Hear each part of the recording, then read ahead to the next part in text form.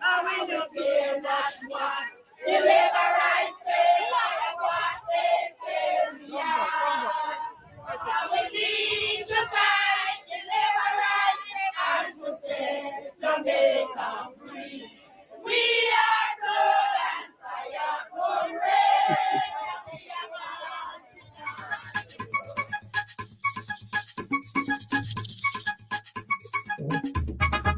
March, we are march, march, march, march, we are march, march, march. Now we are marching on to progress. Time comes on the alarm. Now we don't care what the liberals say or what they say we are. Now we need to fight the liberals and to set Jamaica free. We are that fire comrades, and we march into victory. Everything they broke down, we are go build back. We are go build back better than before. Everything they take away, we are go bring back. We are go set it right and restore. Time comes, ease up the pressure. Now Jamaica can't take no more. We are stepping out of darkness into the light and kick down corruption doors. Now we are marching on to progress. Time comes on the alarm.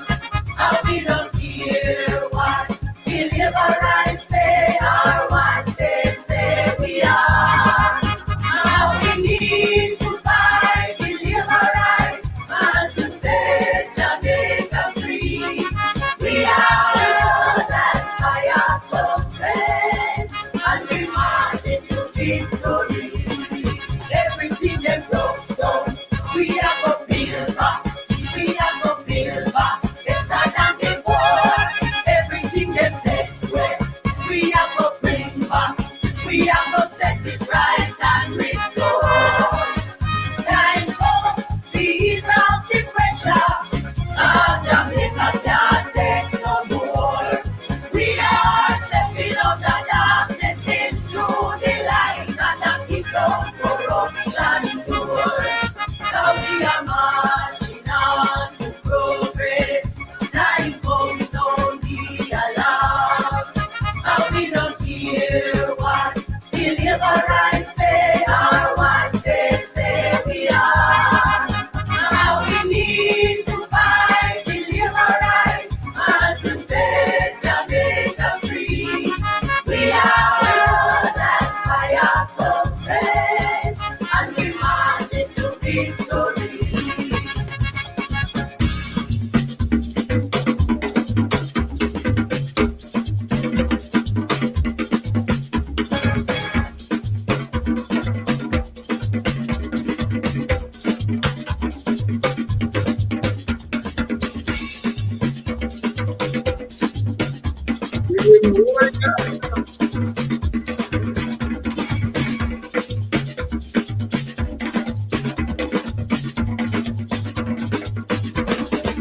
March, we are march, march, march, march, we are march, march, march.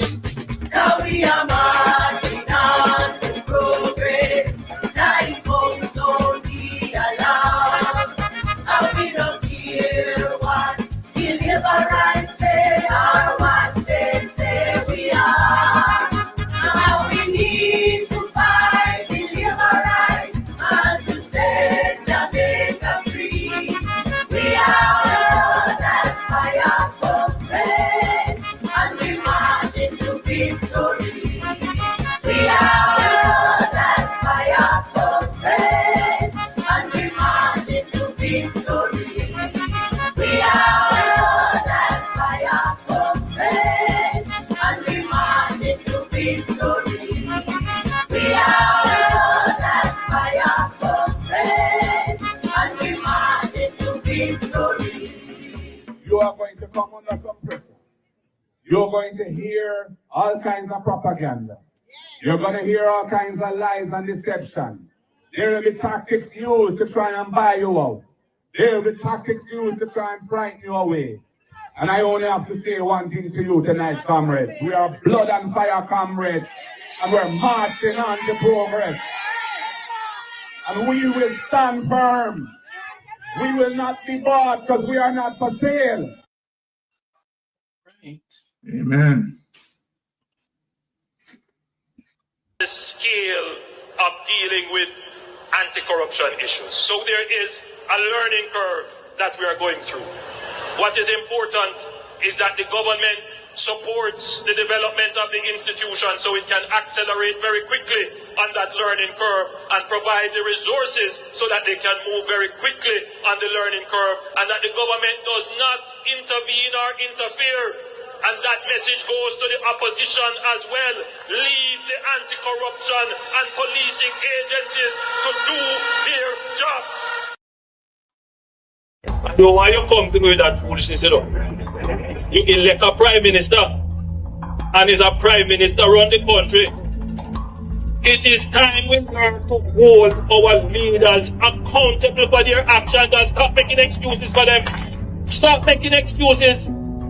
Otherwise, go elect the people who really run in the country. And I don't want the right stand that stupid argument. Hold the people you elect accountable and stop making excuses for them. Hello, welcome. Happy Friday. Happy Friday to those in television land. Happy Friday to our silent supporters. Happy Friday to everyone in the chat. Thank you so much for tuning in and for your usual and continued support. Hope everyone has had a wonderful and productive week, and looking forward to having some rest on the weekend.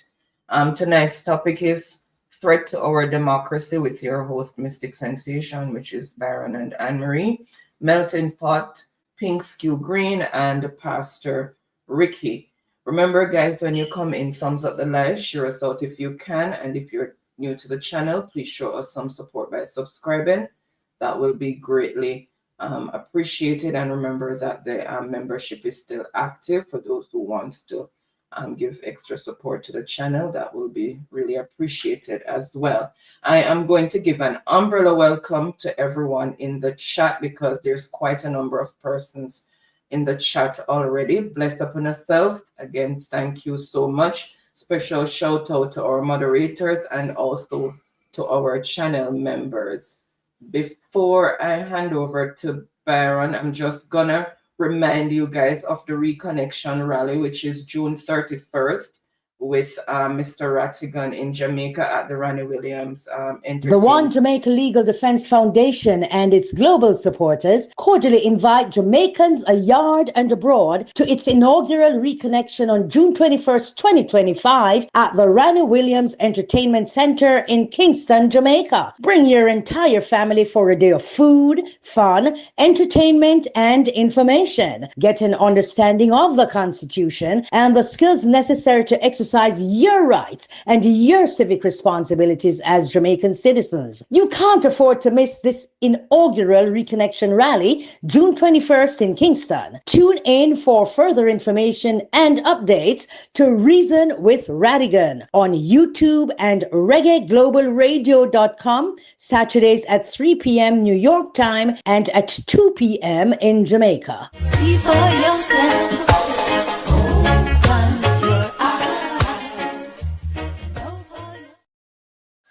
Okay, guys, so make sure you go out and support. So Pink Skew is going to talk about a rally that's coming up on Sunday. Play now. Can play. Sorry, you're muted. One sec. There you go. Yeah. Good evening, everybody. I would like to invite everybody to come to Albion Primary School on Sunday evening. You see the time on the screen. You see the people going to be speaking there. We're all going to come together and have a wonderful divisional conference. Again, this is our one of the other in the series of our divisional conferences in St. James, and I'm inviting everyone. All 5 candidates from St. James will be there, along with Michael Troop, as well as Steve McGregor from out of Kingston, and we're also having Kerry Thomas as a speaker.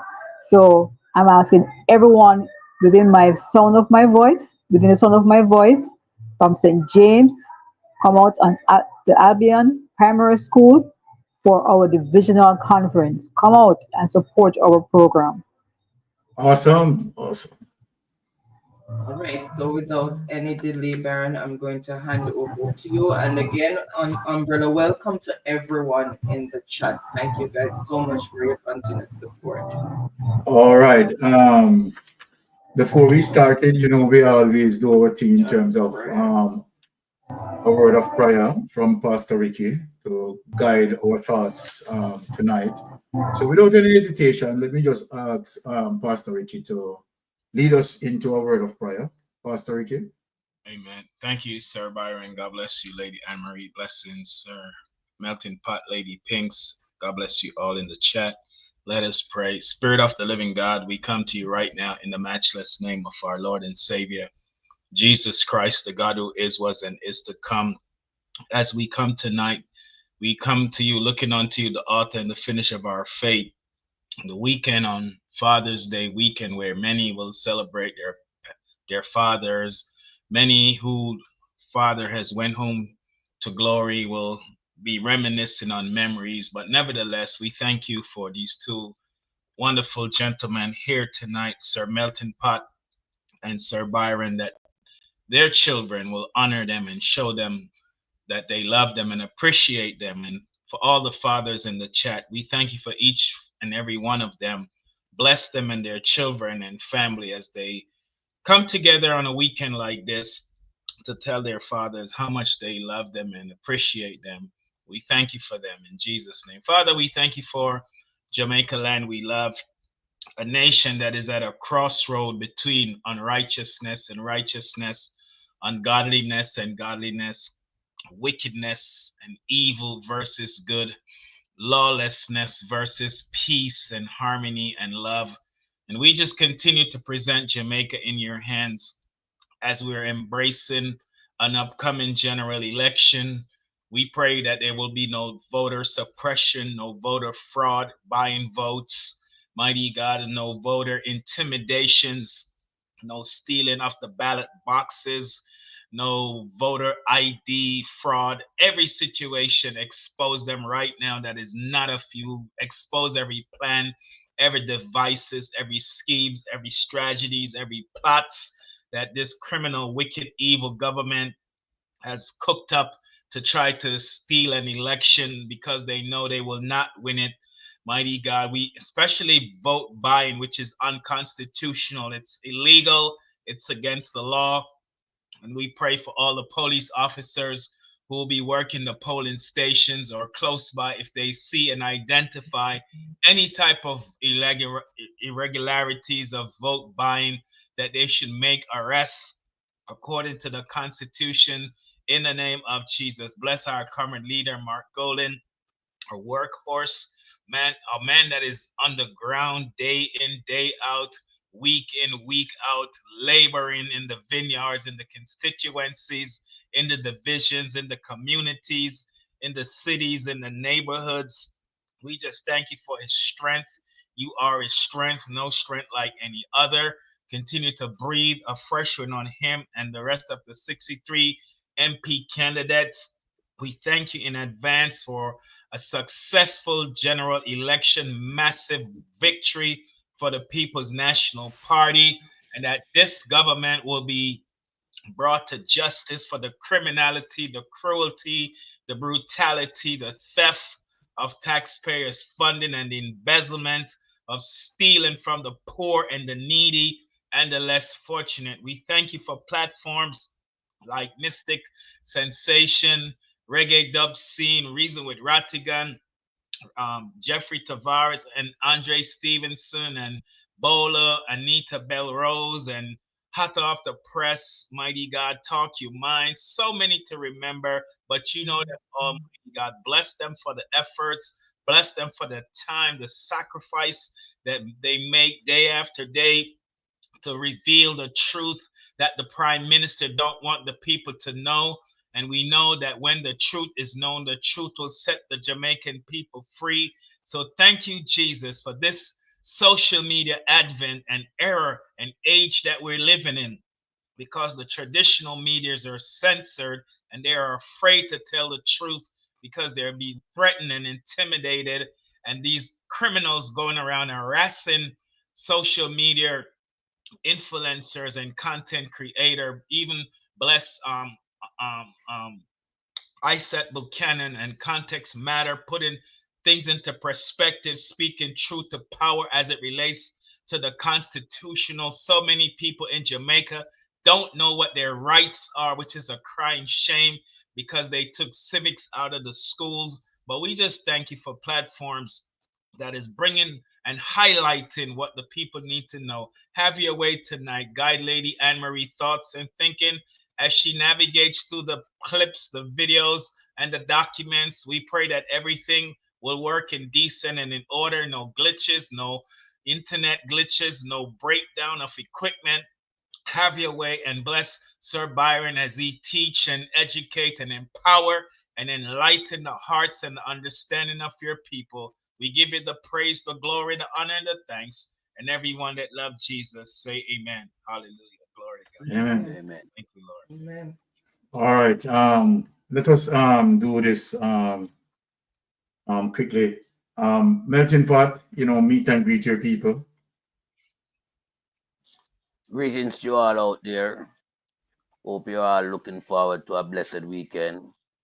I also hope that you had a prosperous week as well, whether you were at work, whether you were at home, whether you were on holiday. So I just want to take this time out to say thank you for joining us tonight and hope you'll find our program informative. I also want to say enough respect to our host Byron, enough respect to our technical director Lady Anne Marie, enough respect to our lady in the house, one of our panelists, Lady Pinkskew Green. And most of all, I want to big up our dear beloved Pastor Ricky, for presenting such a powerful opening prayer. I know the words of his mouth will touch your soul and it will also resonate across the evil corruption that spread across Jamaica. So I just want to say, in Jesus' name, blessing to you all. The word is love. All right. Blessing. Sister Pinks, take it away, meet and greet.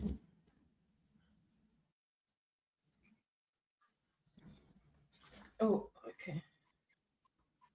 You're muted. You're muted. Why is it? I think she did it. Mute again. It's muted, Pinks. Yes. Go ahead. I'm sorry, sorry about that. Good night to my sister, my common sister Anne Marie, my common brother Byron, my common brother in the UK, Melting Pot, and in America, Pastor Ricky. I would like to say good night to everyone in the chat and everyone who's listening to us tonight. Thank you for tuning in, and we look forward to have a good program with you tonight. All right. Thank you so much for that. Sir Byron, I'm sorry. Can I get 60 more seconds? I forgot to pray for Lady Pinks. It slipped my mind. Sorry. Can I just get 60 more seconds to just Okay, go ahead. prayer? I am so sorry. Father, we thank you for Lady Pinks. Bless her and her children. Bless the works of her hands, her business. Continue to increase her. Continue to, oh God, prosper her. Raise up more customers from the east, the west, the north, and the south. Keep her and her children in perfect health. In Jesus' name, amen. Praise God. All right. Go ahead, meet and greet Pastor Ricky.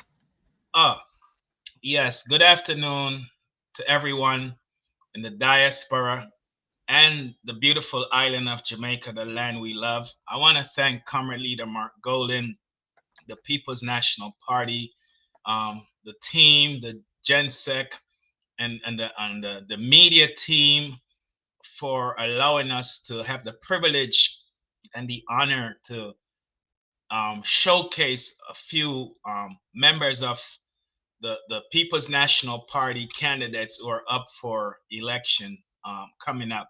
And one of the things why I'm grateful is because in the diaspora, we have at least 6 million Jamaicans between Canada, US, and the UK and other European countries who watch programs like these. And when we get the opportunity to showcase the candidates, it gives them perspective that they probably didn't know about the candidates. And then they can take up the phone and talk to their family on the ground in Jamaica. And that will also attribute more votes for those candidates. So I want to say thank you, Comrade Leader, and all of the members of the People's National Party. Thank you so much. Back over to you, sir. Well, thank you for that, Pastor Ricky. I want to say big thanks for all of our listeners locally and in the diaspora. This week, right, we have seen, a lot of attacks, right, on morality. And this by now should, tell most well-thinking Jamaican, let me use my word, carefully, most well-thinking Jamaican, that the Jamaica Labour Party administration has a lot to hide, right, as they, meddle in illicit enrichment and other corruption and pushing against the walls of justice and trying their endeavor best to suppress the truth from come out. Now, we have seen the DPP came out and endorsed Warmington request, and where the Parliament is going to proceed in terms of,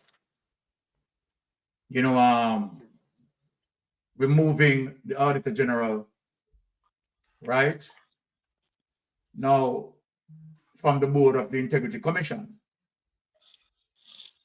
Now, it's sad that after,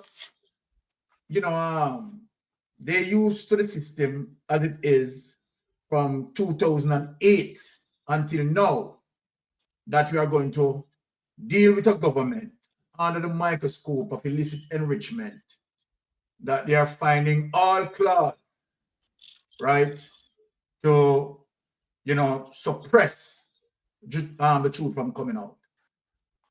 Now, Paula Llewellyn came out and spoke what she had spoken. It's no surprise. I am going to prove tonight that Paula Llewellyn is a JLP operative. I have the evidence that I'm going to prove tonight. And I'm going to make sure that I meticulously, right, present the evidence and prove to the world that Paula Llewellyn is a political operative. So we are not surprised in terms of what Paula Llewellyn said. Now, I am just going to play, right, the clip for us to listen to the DPP, right, as she waved her political biasness and, her being a political operative, right? She didn't come out when, as it relates to Dennis Strong being appointed, knowing to the fact that what Dennis Strong said would have somehow, right, cast judgment on Dennis Strong to say that he had made up his mind as it relates to his decision in looking on the issue with Andrew Owner's 28 accounts. So Dennis Strong had definitely made his utterance clear where his mindset is. And so then Paula Llewellyn didn't see that, to engage that, to say to the public, just like, oh, she's coming out now and engage the process as it relates to what Warmington said, to endorse Warmington, right? And so then you can see how her biasness angled, right? Dennis Strong would have appeared to be a clear conflict of interest, knowing to the fact that the relationship between Dennis Strong and the Prime Minister being a cyclist together, right? And based on Dennis Strong comment that he made about the investigation pertaining to Andrew Holness, the DPP did not see nothing wrong with that. The DPP remained silent with that. But anything to protect, right, her party, because she's political, anything to protect her party, she's going to come out and she's going to endorse it. Well, tonight, Paula Llewellyn, I am going to expose you, right, with the evidence that we have to show you your political biasness. So without any delay, let us hear Paula Llewellyn as it relates to what she has to say. We just want to show Jamaica how,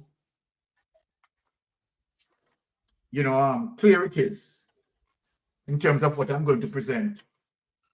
Paula Llewellyn biasness, right? Without any doubt, any critical thinking person, right, based on what I'm going to present tonight, will see the clear evidence of what being said tonight. Remember to use up the floor. All right. So let us have that clip. Let us show, right? Let us show what Paula Llewellyn has to say here. I think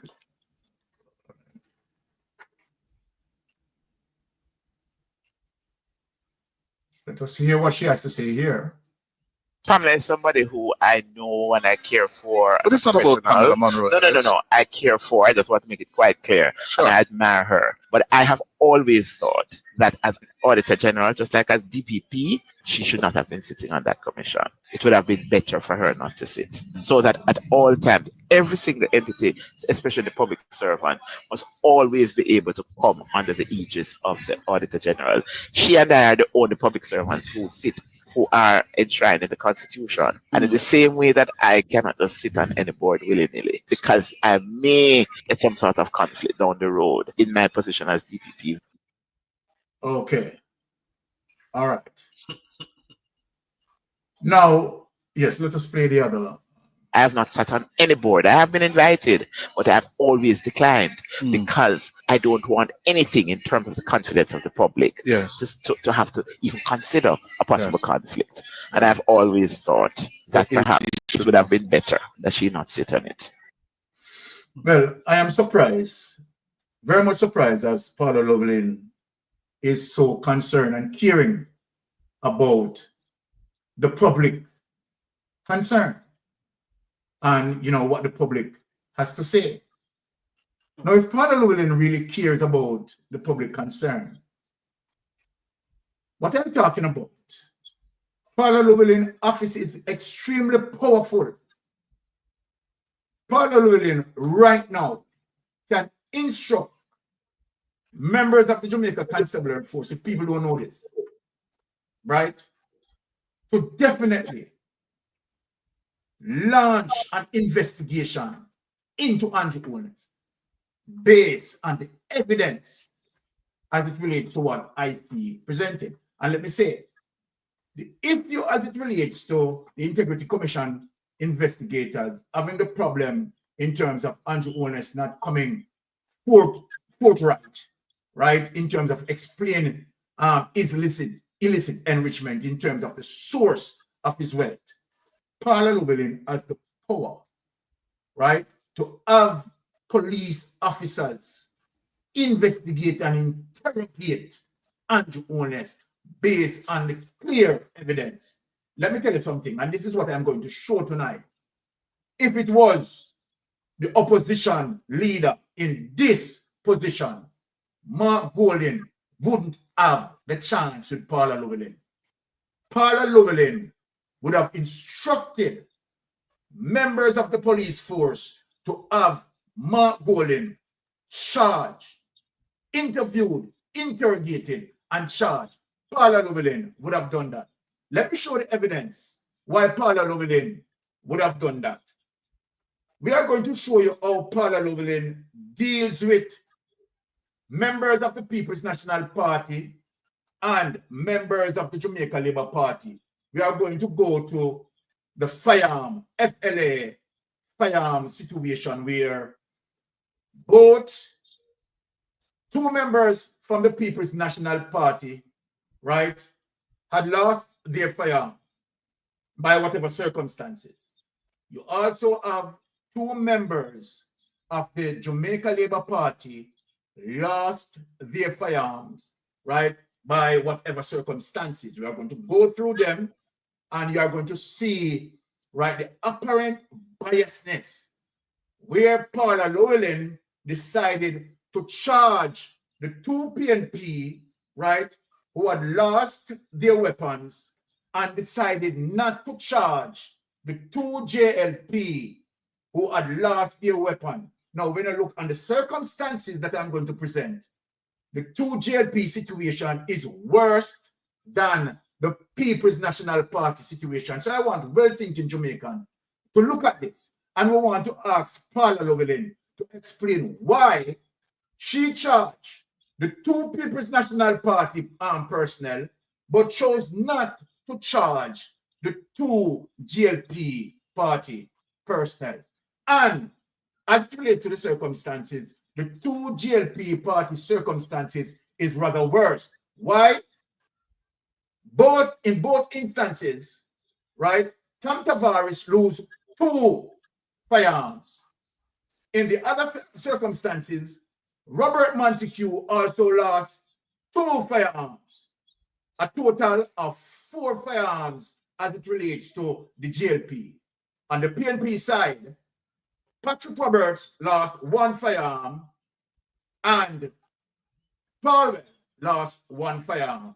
But yet, Paula Llewellyn chose to charge the People's National Party personnel and refuse to charge the Jamaica Labour Party. This is the heights of corruption as it relates to Paula Llewellyn and her biasness. And I'm going to just show the document for critical thinkers to read along, right, and have the same conclusion that, you know, anyone is going to have as it relates to being a critical thinker. Let us get into it. Patrick Roberts' case. Let us bring up Patrick Roberts' case so that the people can see what happened here. So this is case number 1. I'm going to present the 2 cases on the PNP side. Case number 1, Patrick Roberts case, set for May 18. That goes to show you that Paula Llewellyn, right, instructed the officers to charge Patrick Roberts. Thursday, May 6, 2010. Let us get into it. The case against former People's National Party PNP caretaker Patrick Roberts has been set for mention on May 18. Simply means that he has been charged. The date was set when Mr. Robertson appeared in the Corporate Area Resident Magistrate Court yesterday. He was charged last month with illegal possession of firearm, negligence of a firearm, and breaching the Firearms Act. However, the charge of illegal possession has been dropped. Roberts was arrested after investigation led the police to link a firearm to him. They say the gun, a .38 Taurus revolver, was used by a man who engaged the police in a shootout on January 20. The police say following the investigation, it was revealed that the gun was registered to Roberts. Let us get into it, people. They say in an interview with the police on March 30th, he denied knowing that the gun was missing. Now, so that is that as it relates to Patrick Roberts, right? Denying under that circumstances, denying that he didn't know that the gun was missing. There's nothing stated there as it relates to where the gun was placed or anything like that. That is the information that we have. Now, let us move to the next case. So that is Patrick Roberts, right, from the PNP side. Let us go to Philip Parwell, right, from the PNP side. We are just bringing the case clear, right, for Paula Llewellyn to answer as to why she chose not to charge all 4 persons, both Philip Palwell, Patrick Roberts, Tom Tavares, and Robert Montague. Now let us look at this. Palwell fined $45,000 for gun loss, right? December 7, 2022. This indicates that Paula Llewellyn had charged Philip Palwell. Member of Parliament for Kingston, Eastern, and Port Royal, Philip Palwell, has been fined $45,000 for negligence in the loss of his licensed firearm. The sentence was handed down in the Kingston and St. Andrew Parish Court on Tuesday morning after Palwell pleaded guilty to the criminal negligence charge laid against him. He would have to serve 3 months in the prison if the fine is not paid. According to Palwell, sometime in July, this is Palwell defense now, people, his firearm was stolen from his vehicle in Oak Pastures, St. Andrew, after he made an emergency stop. Now, he stated that he made a report to the police the following day. This is what Palwell had done, you know. Made a report to the police the following day, my people, and even provide a detailed report to the Firearm Licensing Authority. Palwell done all of that.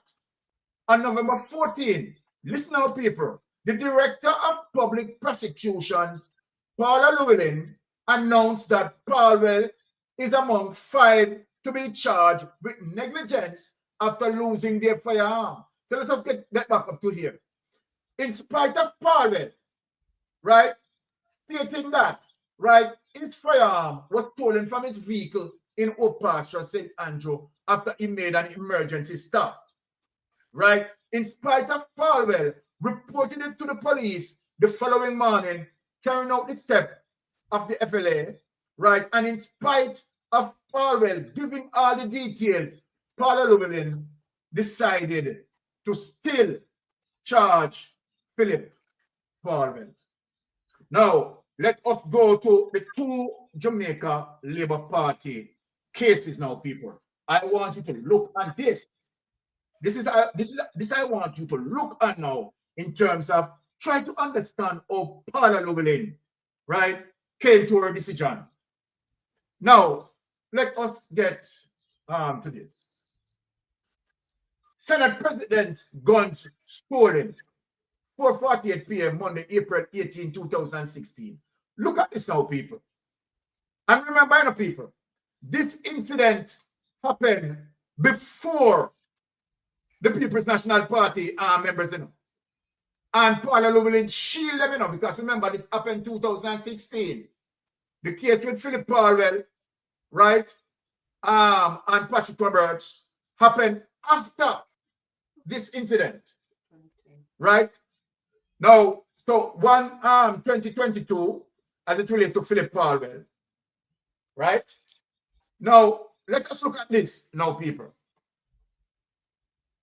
Detective assigned to the St. Andrew North Police Division have launched a probe into the theft of 2 guns from the home of Tom Tavares Finson, President of the Senate. Remember, these guns placed at the home of Tom Tavares.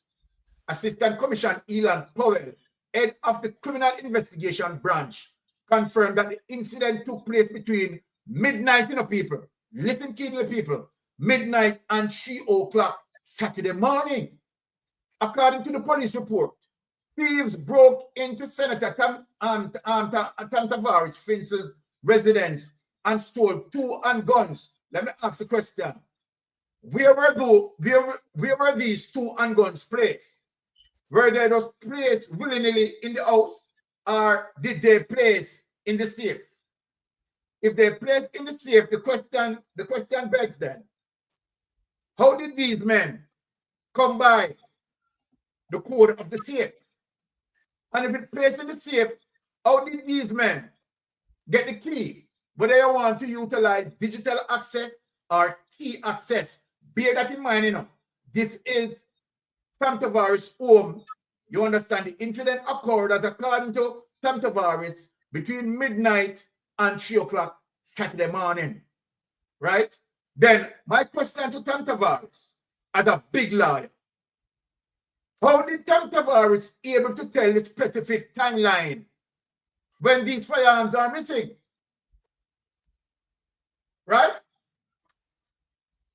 How did so investigation need to ask as it relates to how did Tam Tavares came about the timeline, because it is Tam Tavares giving the police the report. How did Tam Tavares came to the timeline between midnight, 3 o'clock, midnight and 3 o'clock? Well, he can, came up with the timeline to say, okay, all right, the last time that he used the firearm might be 11:59 or somewhere up there. And what did you do with it? Now, I would presume to you, my friend, that he would tell the police that he placed it in the safe, right? Or if he didn't place it in his safe, did he have it in his bedroom as it relates to quick access? Then if it is in Tam Tavares' bedroom, right, then the question begs, how did the gunmen get into Tam Tavares' bedroom, right, and Tam Tavares has not been alerted? So let us put out that scenario, right, and said, okay, all right, Tam Tavares would have placed the gun in the safe as it relates to safekeeping, as it relates to FLA guide in telling him to do that, right? Now, if Tam Tavares put the guns in the safe, the question, how did the men get access to the safe? I wanted to see where I'm going, people, right? The investigators did not push these questions. Paula Llewellyn did not interested. Paula Llewellyn just offered the bat. No, he's not guilty, right? And Paula Llewellyn did not charge him. Let us read along. According to police reports, thieves broke into Senator Tavares' Finson residence and stole 2 handguns while he was present at home, people. While he was present at home. It is unclear whether the intruder stole other items. AC Powell said Mr. Finson and his family were not armed, which this information is telling us that Tam Tavares and his family were at home when this happened. You can't make up this, people. We can't make up this. We contacted Senator Tam Tavares Finson, referred RJR News to the police. Now, let us take that away. So we have some serious question there, right? Tam Tavares has not been charged, right? Tam Tavares was at home when, right, criminals broke into his home, right? Now, I presume that Tam Tavares would have told the police that these guns were in the safe, because if these guns were not in the safe, then Tam Tavares would have breached FLA rules. So I am giving Tam Tavares the benefit of the doubt that these firearms were in the safe. Now, if these firearms were in the safe, then the question asks, how did these men get access to the safe? I am only setting up the case, Tam Tavares is a big liar, yes, I know. I am just asking these questions. Now, let us look on the other case as it relates to Robert Montague. Let us go to Robert Montague's case and show the people. And when we're done, we go to the panel, right? And we check as it relates to how the panel find it. Does the panel find the situation as it relates to Paula Llewellyn and biasness? The panel will discuss that. Let us get into the evidence. We are just presenting the evidence to Jamaica, right? Both locally and diaspora, and for critical thinkers, right, to think. Let us take out the partisan politics out of this, people. We wanted to show, you understand, as it relates to Paula Llewellyn decision making, and said she's the DPP. So I want to ask Paula Llewellyn if she's the DPP for the Jamaica Labour Party, or if she is the DPP for Jamaica. Now, cops still searching for Montague missing guns. Even as we speak, the cops them still at 3 feet. And see here, people, this is March 16, 2016. So I'm saying both incidents happened, right, prior, you understand, to the PNP incident. But yet, Paula let off Tam Tavares Finson and Robert Montague, but choose not, right, to let off the People's National Party personnel. He charged them. So what that goes to show, this is clear biasness, and in this case, the circumstances are worse than the PNP. Look at what I'm saying, people. Police are still searching for 2 guns that belong to National Security Minister Robert Montague, which went missing in St. Mary just under 3 years ago. The guns have not been linked to any crime on the island, but Elan Powell, Assistant Commissioner of Police, who heads the Criminal Investigation Branch, said it is important that they be taken off the streets. Now, hear what Elan Powell jumped out and said, which he cannot say that. Let me say that. The guns have not been linked to any crime on the island, right? Based on what these guns cannot be found, right? And as it relates to postmortem and so forth, right? Maybe he made that determination from postmortem at the time. We don't know now. We don't know now as it relates to those guns still in criminal hands. If those guns being used might be on multiple occasions to inflict wounds and possibly take lives. This can be the situation with those guns out there as it relates to Tom Tavares guns, 2 guns from Tom Tavares, and 2 guns, right, from Robert Montague, right? There are still efforts to find these firearms, and so the matter remains open. Powell said in 2013, 4 guns were stolen from a safe in St. Mary. Two of the guns belong to Najib Abaran and the other 2 to Montague. And I want to ask a question. I got how we have been told, right, that the safe, these guns missing from the safe. Now, my Jamaican people, my well-thinking people, you know that, all right, you have a gun safe, right? A gun safe is going to carry 2 access, right? Whether digital access or key access, right? Or where the vault, or where the gun vault place, right? Where the gun vault place, if it plays into a home or certain things, right? The gunman would have to get access to the home, then get access to the vault and so forth. Let us bear that in mind. We are always going to keep the investigation open. It will remain open until at least we have found them, and even until after they have been found. Powell told the Star. Guns account for the vast majority of 1,207 murders committed in Jamaica last year.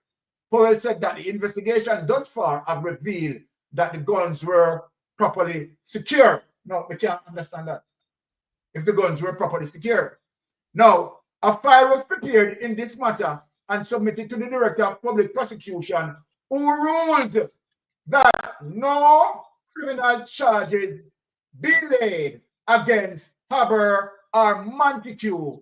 This ruling was received on September 1, 2014. Powell said, take that away, honey. Take that away, honey. So I'm just showing the Jamaican people where Paula Llewellyn outrightly ruled that they are not to be charged. Now, under those 2 circumstances which look more serious to me, my Jamaican people, right? When you try to compare the circumstances surrounding the 2 People's National Party who had lost, right, a single gun, respectively, and the Jamaica Labour Party personnel who had lost 2 guns, respectively, right? So more guns out there, right, in the hands of the criminal. But yet, Paula Llewellyn chose not to charge, right, the GLP members of parliament, but chose to charge the People's National Party members of parliament. So I'm going to the panel now, people, and I want you to, within your own self-thought, right? Tell me the answer. People in the chat can tell me if this is biasness or what. You understand? Because this, to me, as it relates to my subjective opinion, is clear biasness. But let us move to, of course, the lady first. Lady Spinks, what say you on this matter?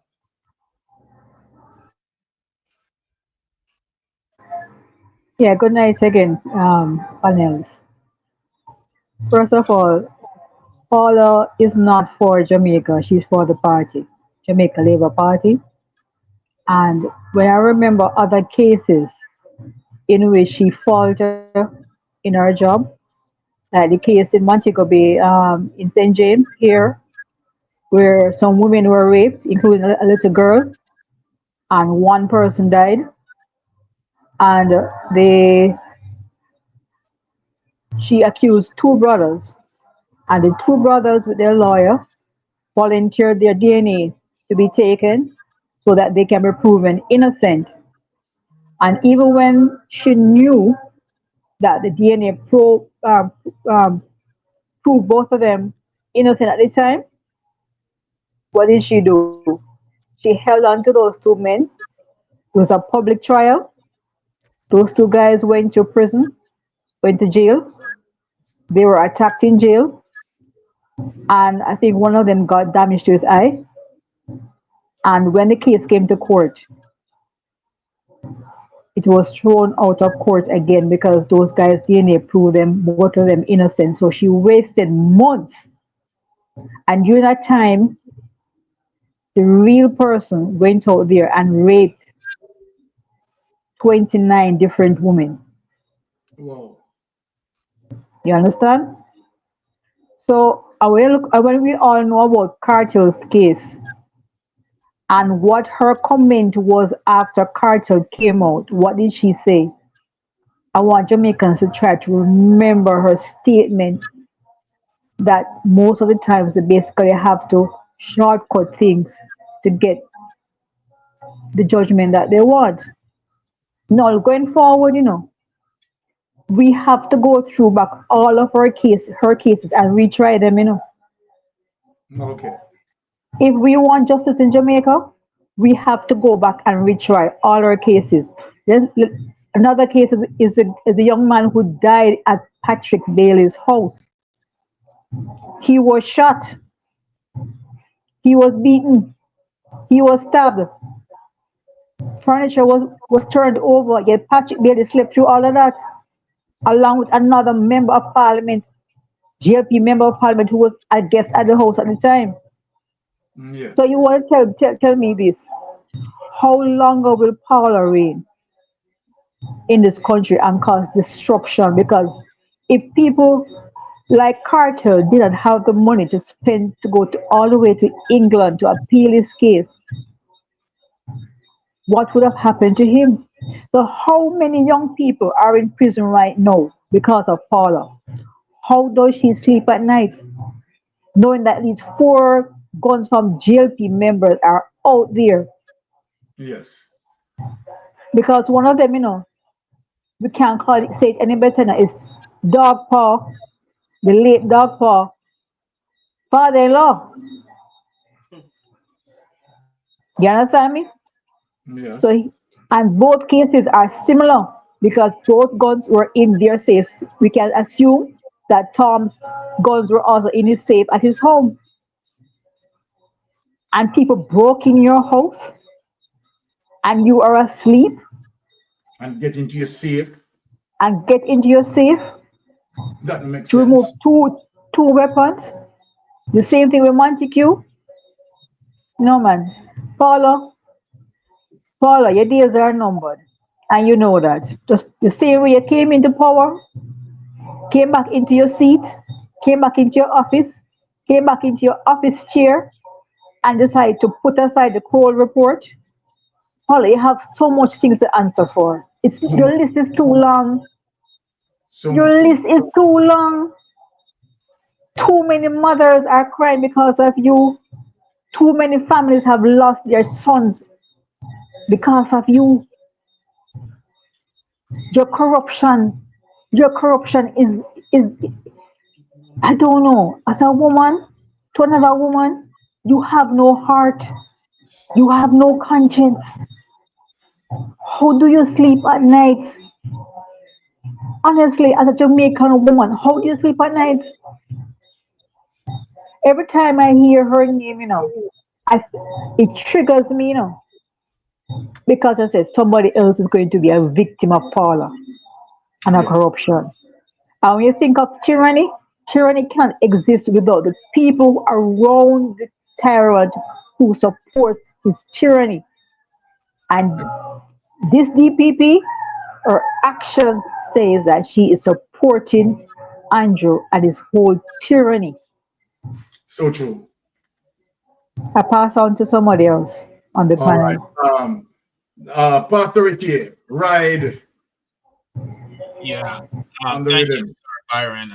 I endorse what Lady Pink says. Listen, Jamaica is at a brink of failure, and all of the corruption we saw, $3 trillion stolen from the treasury.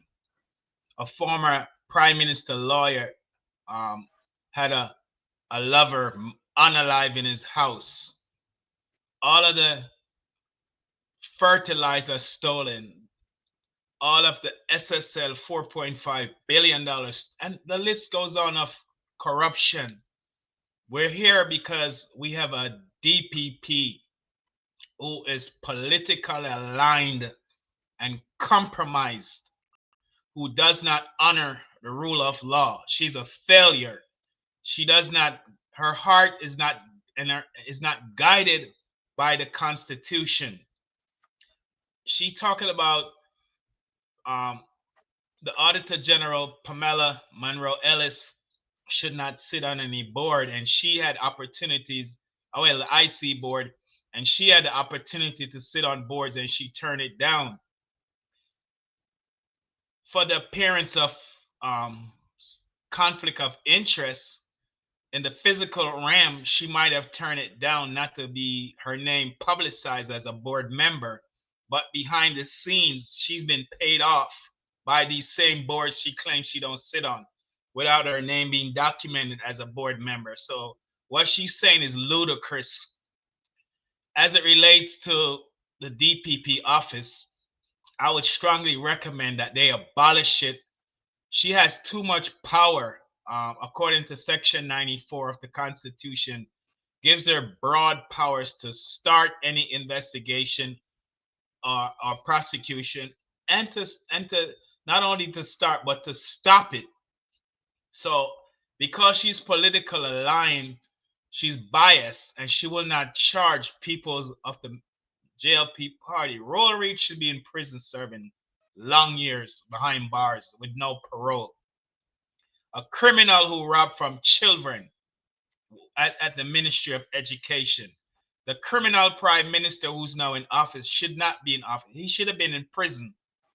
But she colluded with the DCP, the Director of Corruption Prosecution, to stop that prosecution against the crime minister. The DPP is the guardian against prosecution for criminals in government in Jamaica. And her office should be abolished. It should be split in three and put a DPP in Cornwall, Middlesex, and Surrey. Just like in America, you have different U.S. attorney from the Department of Justice. Mm-hmm. Every U.S. attorney is like a similar to the DPP in Jamaica. They're prosecutors, but each state has their own U.S. attorney, but they work under the same umbrella of the U.S. Department of Justice. Jamaica needs something like this. Broke up the JCF, fire all of the high command and the corrupt commissioner, and put 3 different police commissioner in Cornwall, Middlesex, Surrey. That's how it is in America. And then they all have to collaborate together. They all have to speak and communicate together, so they all are aware of the cases. It's wrong to put this Westminster system in the hands of one person. And this is why we have so much corruption going on in Jamaica. Anybody out of the 4 of them should have been charged, in my opinion. Should have been the Senate president. And I agree with Lady Pinks. His son-in-law is a notorious criminal and have access to his house.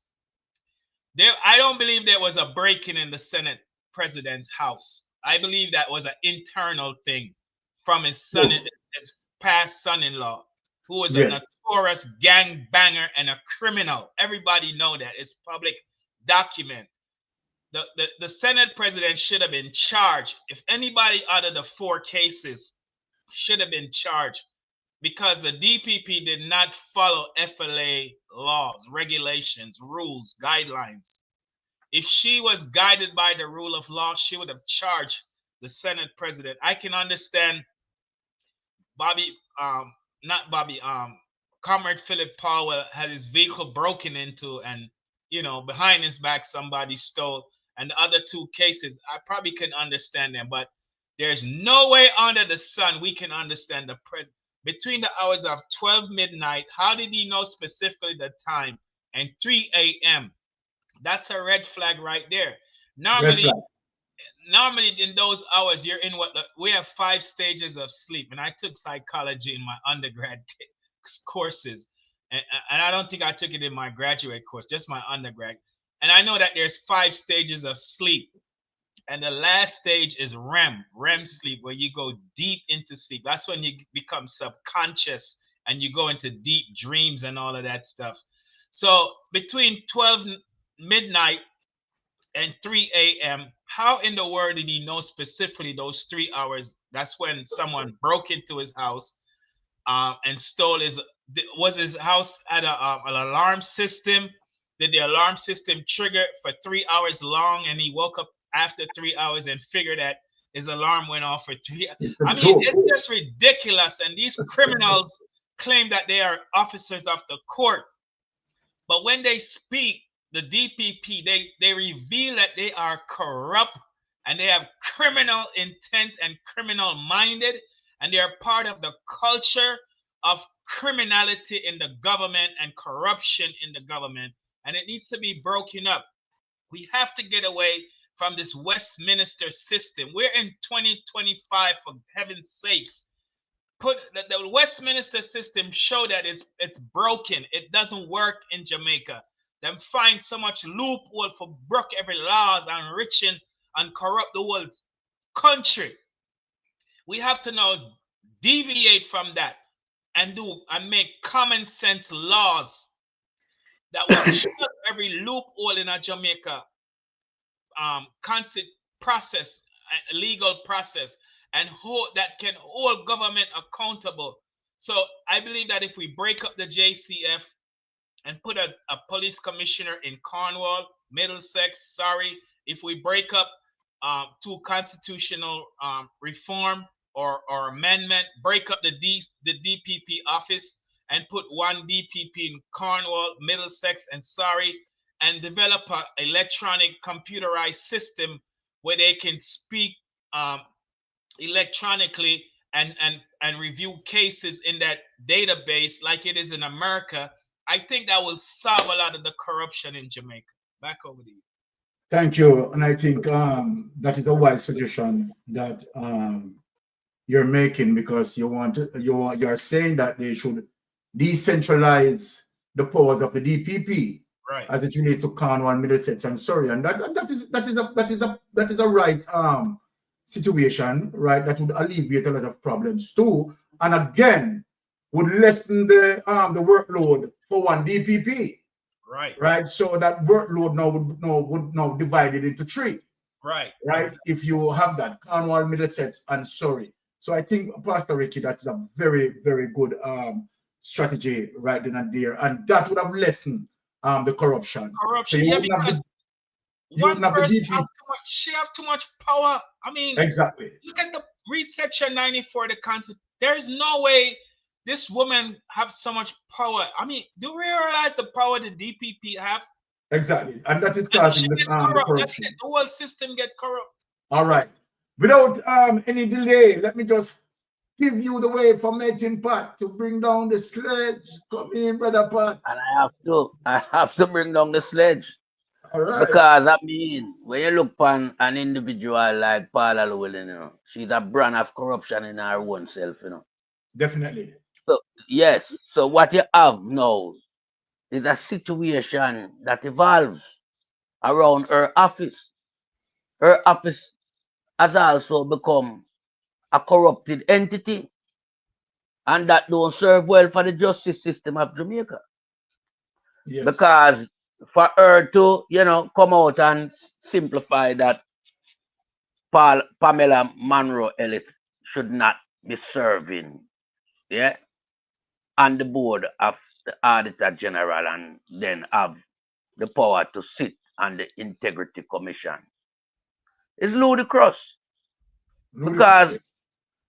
Mrs. Monroe job description is to look and analyze document that has been submitted and where any form of irregularity and variance occur, she highlighted.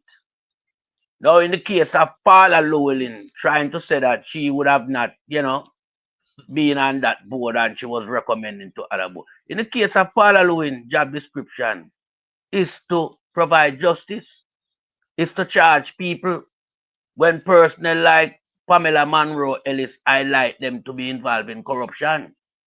Yes. So I don't see where the conflict of interest arise.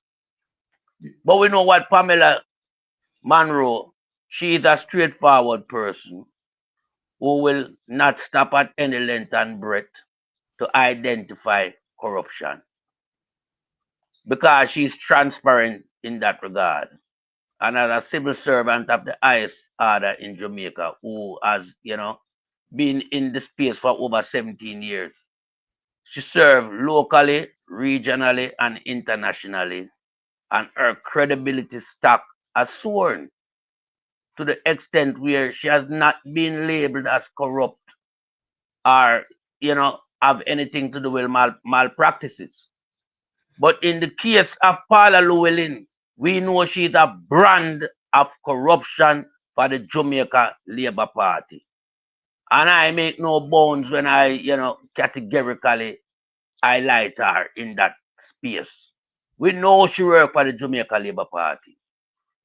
Because here it is, just this circumstance of the firearm, fiasco. Because I have to call over there so a fiasco where she investigate and not charge about it. Because the two man for them gun last within premises that should have had safekeeping measures, such as we know to be a safe with either code or lock and key. In the case of Finson, we know his affiliation with Dagpa. And in the case of Montague, we know he cannot be trusted as a member of parliament because we swear affidavits come all the way from UK. So we know he's involved in criminal activities because rape is a form of criminality.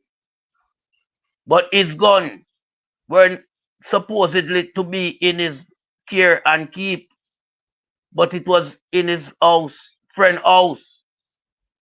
Now you can have a light firearm, especially two, that you have as your protection means, but they are in your friend house. What can go so? That is wrong. In the case of Finson, you can't in your house. Gone to bed, you and your family, but you know for a period of time when them two gun them missing, but you are asleep, you're have no breaking. Not that sad, but you can put a time span for when the gun them go missing. How can you know that? Melting Pot is a King Council lawyer, this, It's a King I know. Council lawyer, this. Yeah, trying to lie his way through a situation where corruption arises. So we are looking at the DPP, charging, Philip Palwell 45,000 or 3 months in prison. But we don't see any charge over the other side of the fence for Montague or Finson.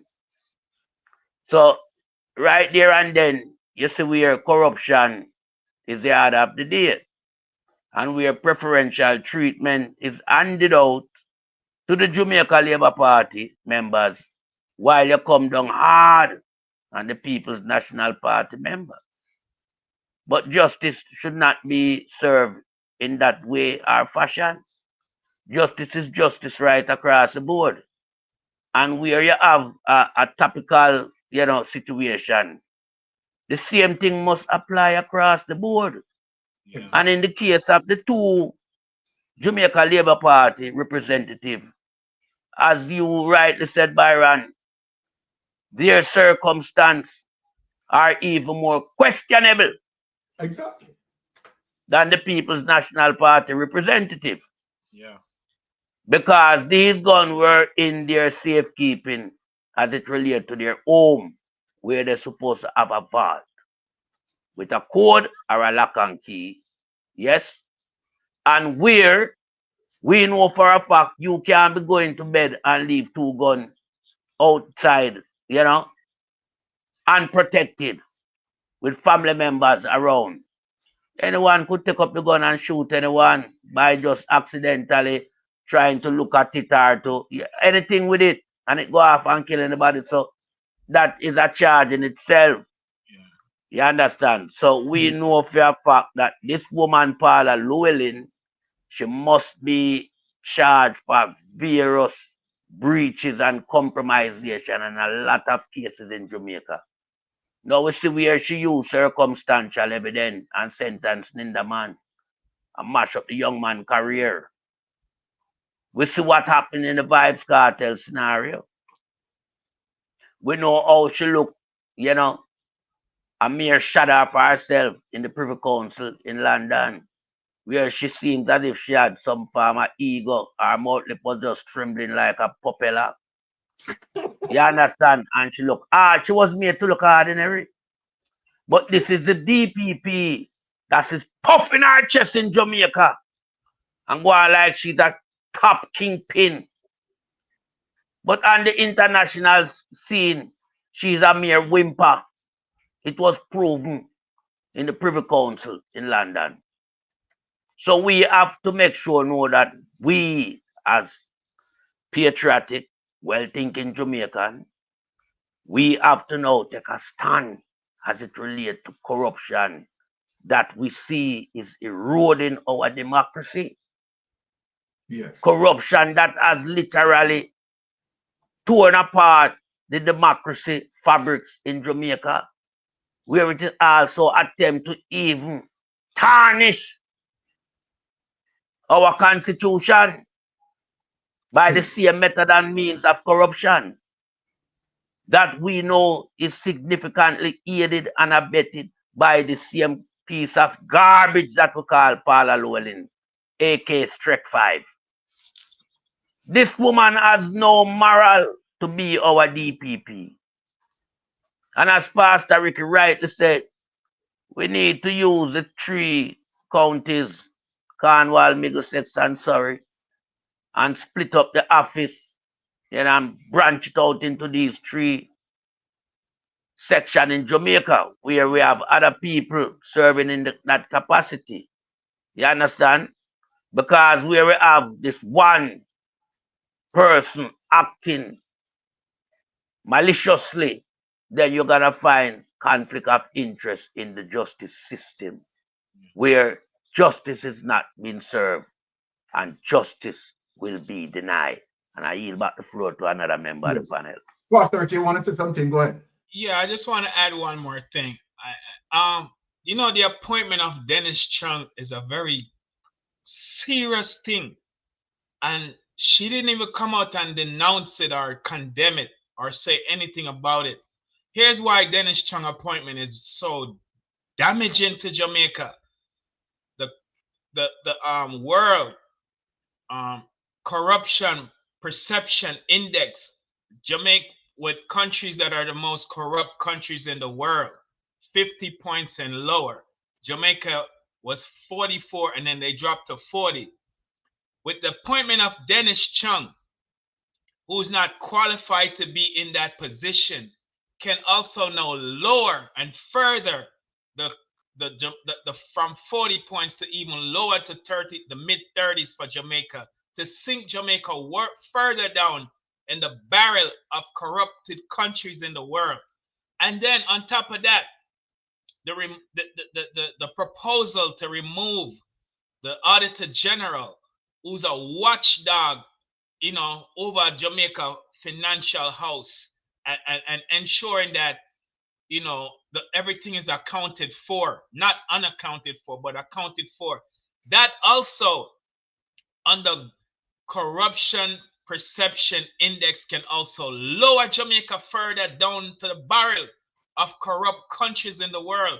So with her as a DPP that's supposed to stand for justice and what is in right and of integrity, she has not said a single word about Dennis Chung, which the position required before they water it down, that the person's supposed to have 12 years of law enforcement investigational and money laundering and all of the financial crimes you can think of the world to investigate them, and he's lacking those requisites. And I guarantee you the international world is watching this. Exactly. And if he continue in that position, it's going to further reduce Jamaica down further in the CPI. Back over to you. Very if I good. may just add one little bit to what you have just said, Pastor Ricky. Yeah, make it quick. What will happen to Jamaica is that Jamaica will be put on the blacklist. Jamaica will become blacklisted. Yes. And we will find ourselves not being able to compete on the world stage. So yeah, that's I want to endorse that to your conversation as well. Yeah. Exactly. Yes, Byron, go ahead. And you both right. You both right in that aspect. But remember that Paula Llewellyn is not looking through the lens of justice. Paula Llewellyn is up somewhere, turn it around and push it back in. So as a result of Paula Llewellyn turn it around and push it back in, he's not looking through the lens of justice. Dancing partner. All right. She's turn it around and push it back in.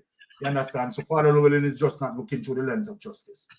Now, Jamaica, where we are going from this on to the next folder is very serious. And I want to remind Jamaica something. What I'm going to play, right? So I'm going to play Mark Golden concern as it relates to, right, a tyrannical move by Andrew Holness as it relates to ousting Pamela Monroe. So I'm going to play that, but what is going to follow next is going to be very, very serious that I want to point Jamaica to. And I want to speak on GLP, gun trafficking, and drugs trafficking. And I'm going to open Jamaican eyes. Jamaicans are going to be alarmed, right? Now, let us just play Mark Golden concern as it relates to, right, Andrew Holness, tyrannical behavior, right, which seems to be that, he wants to establish dictatorship in Jamaica. Let us go. Release from the People's National Party Media Unit. The People's National Party unequivocally condemns the government's latest move to oust the Auditor General as a commissioner of the Integrity Commission. This move represents yet another calculated step in a broader pattern of deliberate and dangerous assaults by this administration on Jamaica's anti-corruption architecture. The Auditor General has been a member of Jamaica's principal integrity oversight bodies since independence. The JLP's argument for the removal of the Auditor General from this critical role is spurious.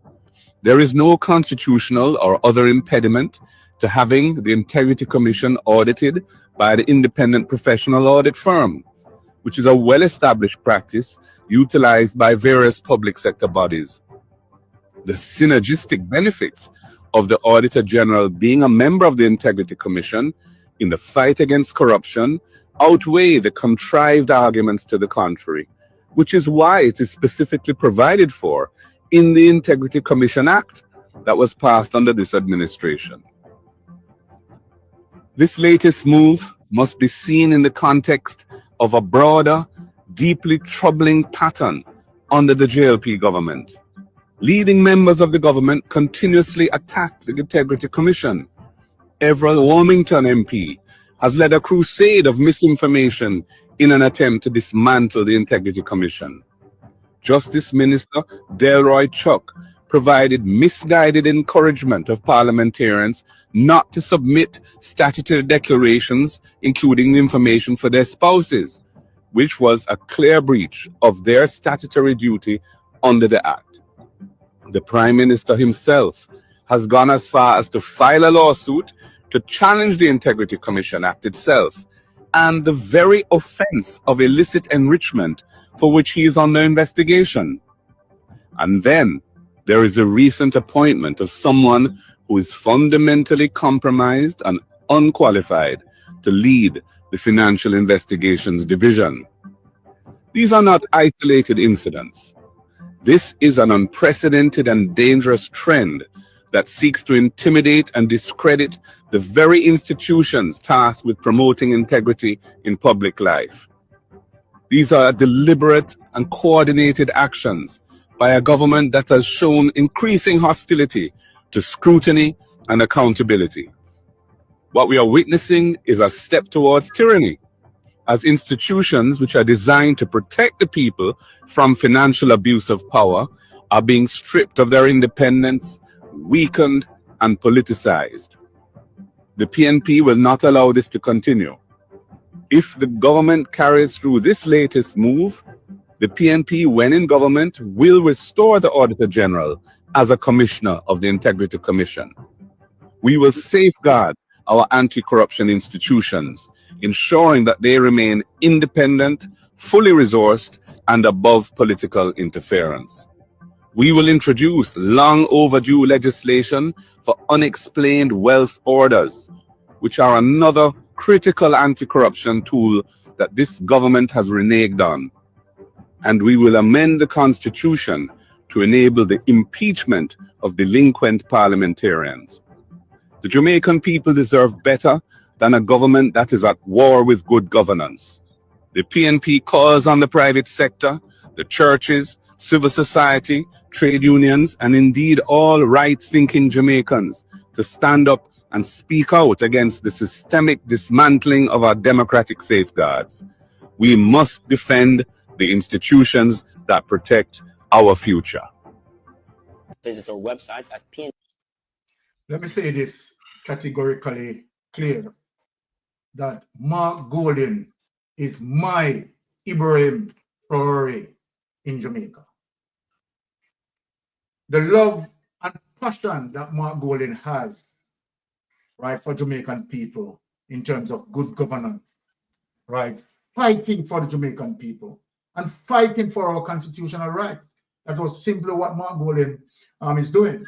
Now, Mark Golden leadership in governance, by Mark Golden, right, as it relates to doing totally contrary from Andrew Holness, right, simply being honest, simply have integrity, right, taxpayers' money, right, will be used where they are supposed to be used, right, as opposed to Andrew Holness, where taxpayers' money, right, being used in their pockets, right? And so then we see that Mark Golden leadership with honesty and integrity, right, and where the tax dollars, right, is going to serve taxpayers as it ought to, Jamaica is going to turn around, right? Jamaica will be getting back its moral compass. Now, I am going to show Jamaica as it relates to the serious situation of the history of the Jamaica Labour Party. Now, in 1979, I want everyone to listen to me. I'm speaking to the electorate. A couple months going down to the general election in 1980, we have seen the islands flooded with a lot of guns. It was the first year in our Jamaica history the rifle like M16 and AR-15 rifle reach our shores. I want people to do the research. Bushmaster. Yep. The Jamaica Labour Party, right, flood them in to the island. Let us give another reflection. Here we are in 2025. What we have seen and what we have been witness to, several guns coming into the island. A propaganda that Twitch, as it relates to a particular news media, try to create a propaganda to say it is two People's National Party, as according to him, right? That involved in terms of the sourcing of weapons to Jamaica. Nothing like that. Nothing like that. No police have that report anywhere, but yet that social media has it. So we are showing you, you understand the trickery that being used in 1979, right? They are surfacing it in this particular time. Why? Andrew Holness knows very well that he will not win this general election. Andrew Holness also knows very well that if he loses this general election, he is going to find himself in the judiciary. Don't worry about it. Mark Golden, I've told him time and time again, right, that he's going to ensure the wheels of justice spin in the direction where it ought to spin. And so then, by any means necessary to them, right, they want to hold on to power. Now, let me show you the grave concerns civil society has about going into a general election. All of a sudden, a lot of guns being surfacing. When these guns found, and I want to applaud the police, the Jamaica Constabulary Force, right, and others outside external forces who are giving the information to stop these guns. When they have found, right, the GLP narrative is to spin it, make it look like, okay, all right, they are the ones who are stopping these weapons. They are the ones who are sourcing these weapons. I am going to prove it. I am going to show you history. They are the ones who are responsible. They want violence for this general election. Now, let us get into this document. Christian Grove over unprecedented illegals. Let us show you something, people. I want you to walk with me tonight. Right? Remember, the man who claimed that, you understand, he created system to find the gun is the very same man who WikiLeaks have.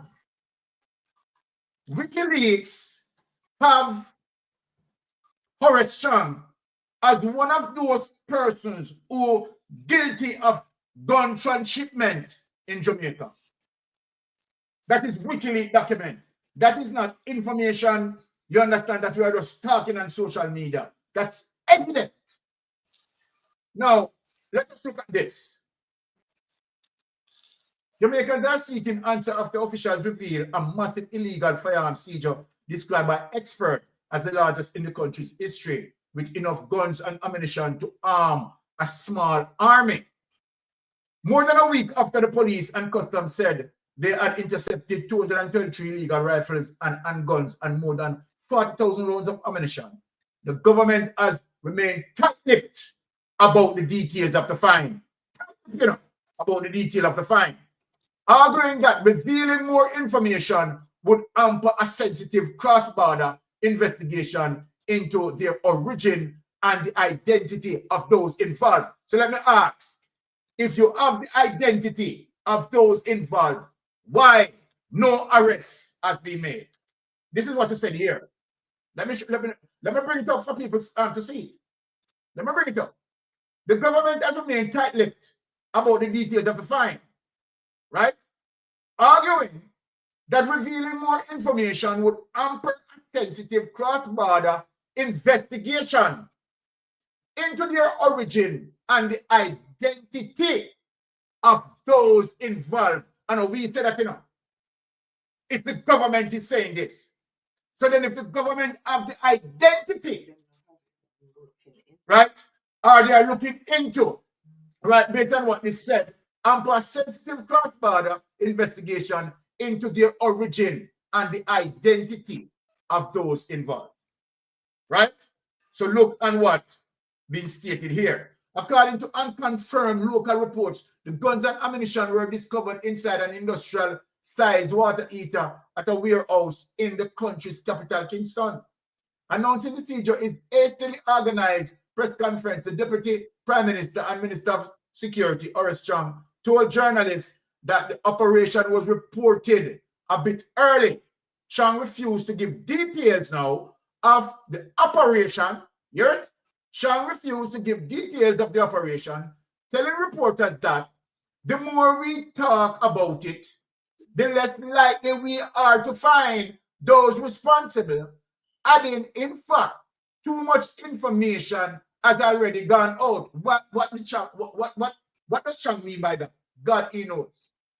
Jason McKay, a criminologist, said the Jamaica, which is already battling high homicide rates like gun and trafficking from the US, should be treating the discovery of enough guns to fight a government as a crisis. Take that away. I am going to show you something with the next document. Jamaica is going to alarm about this. I am going to show Jamaica something about the next document where Jamaica is going to alarm. Here I spoke about 1979 reflection as it relates to several guns coming in the island by the Jamaica Labour Party. Coming down into election, 2025, we have seen a similar pattern. But now let me set the record straight as it relates to how Byron just come up with these things. Let me set the record straight and show you the evidence that we have. People are going to surprise. Without any delay, let us dig up Jamaica Observer. Yeah, we cannot have it both ways. Let us get into it. Let us remind Jamaica about this. Let us get into it, people. Here it is. Seaga cannot have it both ways. This is Mark Wignall, June 19, 2010. In 1999, Ellie Tisona, who in the early 1980s was in Jamaica operating as a manager of Eddie Seaga's much vaunted Spring Plains Agro 21 project. I want to listen to this good enough, people. Was convicted of conspiracy and money laundering for disguising US $43 million in Colombian drug cash for the Cali cartel as profit from a family jewelry business. He was sentenced to more than 19 years in prison and fined $50,000. In June 1999, he was found guilty of all 146 federal counts against him in one of his nation's biggest drug laundering trials. Charged against its owner, including filing false bank statement and making illegal overseas wire transfers. And watch this now, people. For those who came in late, Spring Plain was Seaga's high-tech Israeli partnered agricultural investment while he was prime minister that would see Jamaica selling winter vegetable to the US market. Other projects involve growing tilapia, macadamia, nuts, hearts of palms, and other non-traditional crops for export. Now watch this now, people. White Tona had most favored person status in the eyes of the boss in Jamaica House. Two ministers in the Seaga-led government, Tony Abrams in tourism and Brascoli in agriculture, told me at the time of Tisona's conviction that on separate official trips they had made to Israel in the 1980s, they were approached by government officials who told them that Tisona, who was being paraded as an agricultural expert in Jamaica, people want to listen, you know, was in fact an Israeli mobster. Israeli mobster. Watch this now, people. Both men told me that on their return, they took the information to Prime Minister Seaga. Watch this. Tisona continued as the guru of Jamaica's new launch into high-tech agriculture until it became bankrupt. Last 48 million and continued to rack up debt until 550 acres of farmland in Clarendon was leased to high-tech farms in 2001. A joint venture between Jamaica and Chinese investors that two bombed miserably. While Tisona was in Jamaica, right, planes were leased specifically. You're not listening to people, because we have seen several planes coming to Jamaica, right? And we have crash landed in Jamaica. We don't know what they're carrying in Jamaica, right? And no form of conclusion to those planes that landed. Now we are seeing it under Andrew Holness's administration, Now listen now, people. Planes were released specifically to fly out winter vegetable to the US. The planes flew over from Colombia early in the morning. Now, people arrived in Jamaica, then were loaded with winter vegetables, after which they took off. I don't know what loaded with those winter vegetables. They are not winter vegetables as in winter vegetables. We want to understand that. Well, go on. Today, as we sense that there is a burning need among our people to see a cleaning up of our politics and a detachment between it and organized criminality. When you hear that, people, we need to ask ourselves if our leader, present and past, have been entirely honest with us as we struggle to force their hands towards a new governance and a whole new interface with us, right, as the voters. Eddie Seaga, who is the architect of Jamaica's first official garrison enclave. I want to listen to this, people. Listen to this. Eddie Seaga, who is the architect of Jamaica's first official garrison enclave, Tivoli Gardens, has been at pains to point out the goodness of the community. But incredibly, when there is mention of its wards, boys, guns, ammunition, and highly organized criminality, it is someone else's fault. Want to hear that? Just like what they are doing now with the IPA gun fine, and all of a sudden them talk about it is too PNP, rare, blah, blah, blah, and they have no evidence of such a same propaganda strategy playing out here. You know what this is saying, people? The same propaganda strategy Andrew is playing out, Eddie Seaga, who is the architect of Jamaica's first official garrison enclave, Tivoli Garden, has been at pains to point out the goodness of the community. But incredibly, when there is mention of its wards, boys, guns, ammunition, and highly organized criminality, it is someone else's fault. The same thing Andrew Owners is carrying off. The same strategy that he learned from Edward Seaga. In 1992, when he described Lester Jim Brown Cook as the protector of the community and walked at the front of his funeral procession, he had failed to elaborate what Jim Brown was using to protect Tivoli Gardens. Toothpicks, paper bags, lollipop sticks, no. What Jim Brown was using to protect Tivoli Gardens was high-powered weapon, M16, AR-15. Now, as Uriah King pointed out in the excellent piece on Seaga last Thursday, Edward Seaga, right, deification of a demigod. Seaga's accolades arise mostly from a hangover of a time that many of us want to forget. In a recall a conversation I had with Seaga late one night at his home in 1996, after a media party, he was, as I saw it, talking rubbish about doppies and spirits. His wife Carla was there, and so was my then wife, Anne-Marie. But there was also another person, a woman of complexion much darker than my own. As I interjected, she stopped me in my tracks with, no, let me finish. Let him finish. As I look across at her, I saw in her eyes not admiration, but pure adulation. Seaga was her demigod, and demigods must be allowed to talk rubbish while sensible folk must listen and applaud. This view was spoken by Seaga's sister Jean Anderson, as she criticized me recently. I had implied in a column 2 Sundays ago that in the 1990s, with Mutty Perkins and myself were invited to search for tunnels in Tivoli Gardens because we were no specialists in such matters. It came across as nothing more than good PR for the GLP and Eddie Seaga. According to Anderson, I was jealous because Seaga had recently mentioned on a nationwide program that he had taken Perkins to look for tunnels and he had found none. I pointed out that Perkins had done nothing more than greet Tivoli residents and that it was I who had embarked on that most foolish exercise. Said Anderson, You are true to form in your article in today's Observer.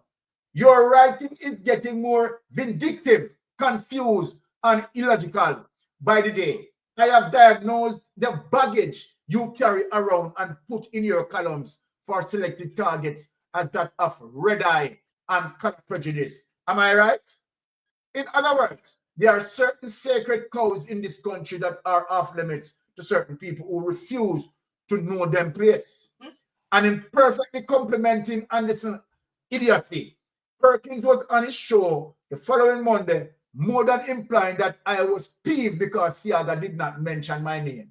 An endorsement from Seaga, Mutti, you have lost your head. As far as I am concerned, as the scrutiny forces continue their operation, there is one man who has singled out himself who needs to be questioned in depth. He has a lot of answers to many questions. A few weeks ago, when I sat down with Energy and Mining Minister James Robertson, the first thing which struck me was the impressive Barry Watson painting hanging on a wall to one side of his desk. I suggested to him that such a painting by the Jamaican master would cost in the region of 40,000 US. But at the same time, I asked him what would be the reason of using taxpayers' money from a poor country like Jamaica to purchase such an exquisite and expensive painting and have it literally hidden away only for the benefit of a selected few. I inherited it. Mark, I came here and I saw it hanging there, he said. I nodded my head and wondered if Watson was one of those painters who would, on the purchase of one of his largest pieces, probably make a gift of a smaller, less exquisite piece. If such a thing, a less exquisite, could be used to describe a Watson painting to the purchaser. If so, and it is big, if where was the other piece? Well, I suppose certain creation comforts the norm. So we sat down and sniffed through many files and folders, most of them highly technical reports and matters to do mostly with addressing Jamaica energy needs, and especially in a climate where consumers have long singled out Jamaica Public Service Company as the enemy. However, I wanted to focus on planned LNG roll out. Much of what we do in this country is planned, but after that, many years pass before implementation. Would this be another such plan?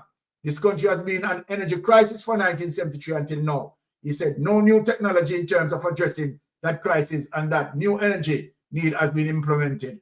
I want you to know some basis when would LNG be available and how much savings would occur from that. So, all right, take it away. Now, as we pointed out, right, let us go to now the real deal, right? Jamaica drug gangs. Janet, let us go to the real deal and then we bring in the panel. Now, people, now watch this now. We are break it down, you know, and show what we are showing. We are showing Edward Seaga, right, linked with this so-called Israeli to do business in Jamaica. But the business that they were doing was drugs operation, drugs running, and gun smuggling. Now, watch this now, people. And this is from the U.S. Department. On the come, people. U.S. Department of Justice. So we don't tell no lie for nobody, you know. That's why we bring up the evidence.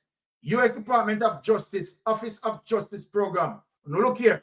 After this, we're going to bring up the panel and we are going to talk as it relates to the recent guns fines coming into Jamaica. And watch this now, people. Jamaican drug gangs, Johnny Too Bad and the sufferers. Here is the number, 148885, right? Dated, right? Since 1984, when U.S. law enforcement authorities began to track them, Jamaican passes have killed more than 1,400 people nationwide as of 1989. Practices such as the rankers, people want to listen to this, and the shower have spread from Jamaica to Florida and New York. These are the passes that involved with the Jamaica Labour Party that involved as it relates to many killings under the Jamaica Labour Party. This is from the United States. Now, what's this? This not have nothing to do with PNP, you know. We're only showing as it relates to the flooding of guns in the 1979. And now in 2025, we see guns are coming on the island like, wow.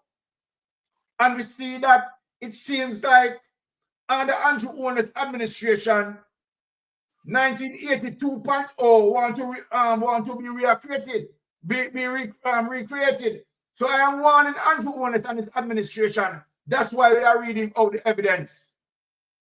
The rank has party began as a Jamaica Labour Party and Mr. Soyno, US, during the 1980 election campaign of Edward Seaga. The Shower Party also worked for the GLP and Seaga, and profits from marijuana sales in Miami and New York enabled the posse to purchase guns for the GLP. People want to hear the evidence. We bring out the evidence, we do the research. In Jamaica politics generally, local members of parliament often funnel jobs, money, and guns to their constituents through gangs. In addition, police operate eradication squads for political objectives. Human rights organizations now monitor police brutality in Jamaica. In the United States, Jamaican posse have changed from primarily political gangs to cocaine syndicates as well. They still keep old party vendettas alive and old loyalties intact. People who hear that, what I want to point out in terms of what we are mirroring here, that they still have the accessibility and the know-how to bring in these guns. These passes that cling to the GLP, and when me say that, is the United States officials saying that. What the United States officials are saying, people, they still keep old party vendettas alive and old loyalties intact. Specific operations of Jamaican posse are described. Okay. We don't want to go into the certain files, right? But where it is showing you that the two serious posse that link with the trafficking of guns and drugs to Jamaica. Now, my people, my Jamaican people, I am going to go to the panel now. As we see the growth concern all of a sudden, right? The man who WikiLeaks push out and said, Orestang involved in guns and drugs smuggling. And I'm going to say that now. WikiLeaks have it as a cable, right? It is the same man who is speaking on the findings of the guns. But guess what, Jamaican people, what want you to understand? It has nothing, the finding of the guns has nothing to do with Orestang or Andrew Holness. What happened is that they get intel from the United States. As it relates to United States, giving them intel and ensuring that they take off the guns from off the street of Jamaica. To the fact that the guns got busted, they are trying to know what? You know, using reverse psychology. As if to say, okay, all right, it is their policies. You understand that they implement certain things that they put in finding the guns. No, that is not how it works. We caught you.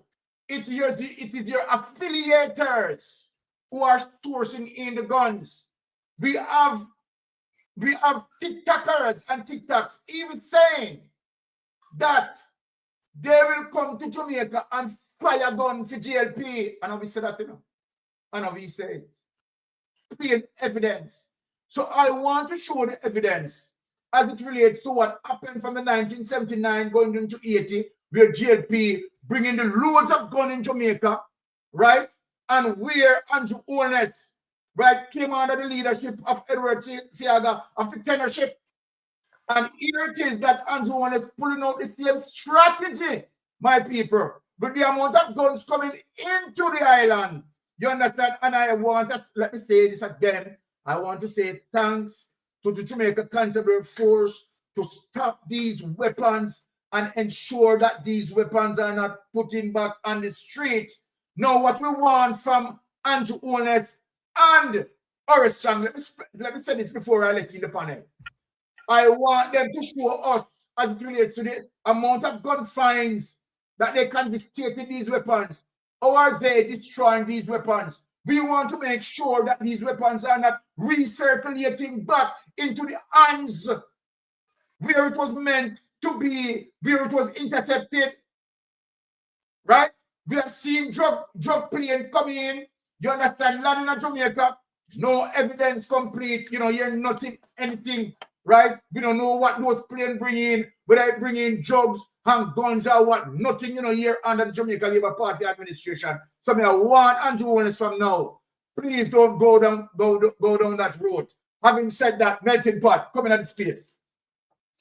Yeah, you know, just listening to your, report on the documents that you've read out, it shows where the Jamaica Labour Party had 3 gangs, 2 official and one unofficial. In the case of the Rankers and the Shower Posse, they were official gang, but they also used the Eradication Squad as an unofficial gang, so to speak, that we weren't looking at. But here is the report highlighting such an event took place in the 80s. And so we know for a fact that the Jamaica Labour Party is a violence-producing party. When it comes to upstirring and manipulating a society, they are the best at that. And when you look at what happened in the case of even now, we know for a fact from back in the 70s that the CIA was linked to the Jamaica Labour Party. But now we see where America has turned its back on the Jamaica Labour Party, because the Jamaica Labour Party exported a lot of criminals into the United States in the 80s. And by 1984, 1,400 people were murdered at the hands of the Rankers and the Shower Posse. And so the United States take a dim view at being, affiliated to this party and start to break ties with them and start to expose the high level of corruption and drugs trafficking and gun trafficking. So we know now that America, yes, give them the heads up as to the shipment of gun and ammunition coming into Jamaica. We know where it went, that only GLP operative used that facility, because I will remind the people in Jamaica that that facility and industrial terrace is the former old Jamaica Humming Bus Service depot and garage. That is beside the railway line track. No other people use it apart from Jamaica Labour Party affiliated member. And even where it came, Newport East belongs to them. It run by Tivoli operative.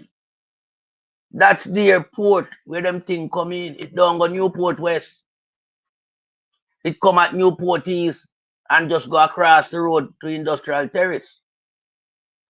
And so we know for a fact that they were out to start another revolution in Jamaica as it relates to civil unrest. They did that in the 80s. And Jamaica has never rid itself from this high influx of guns being shipped into the country.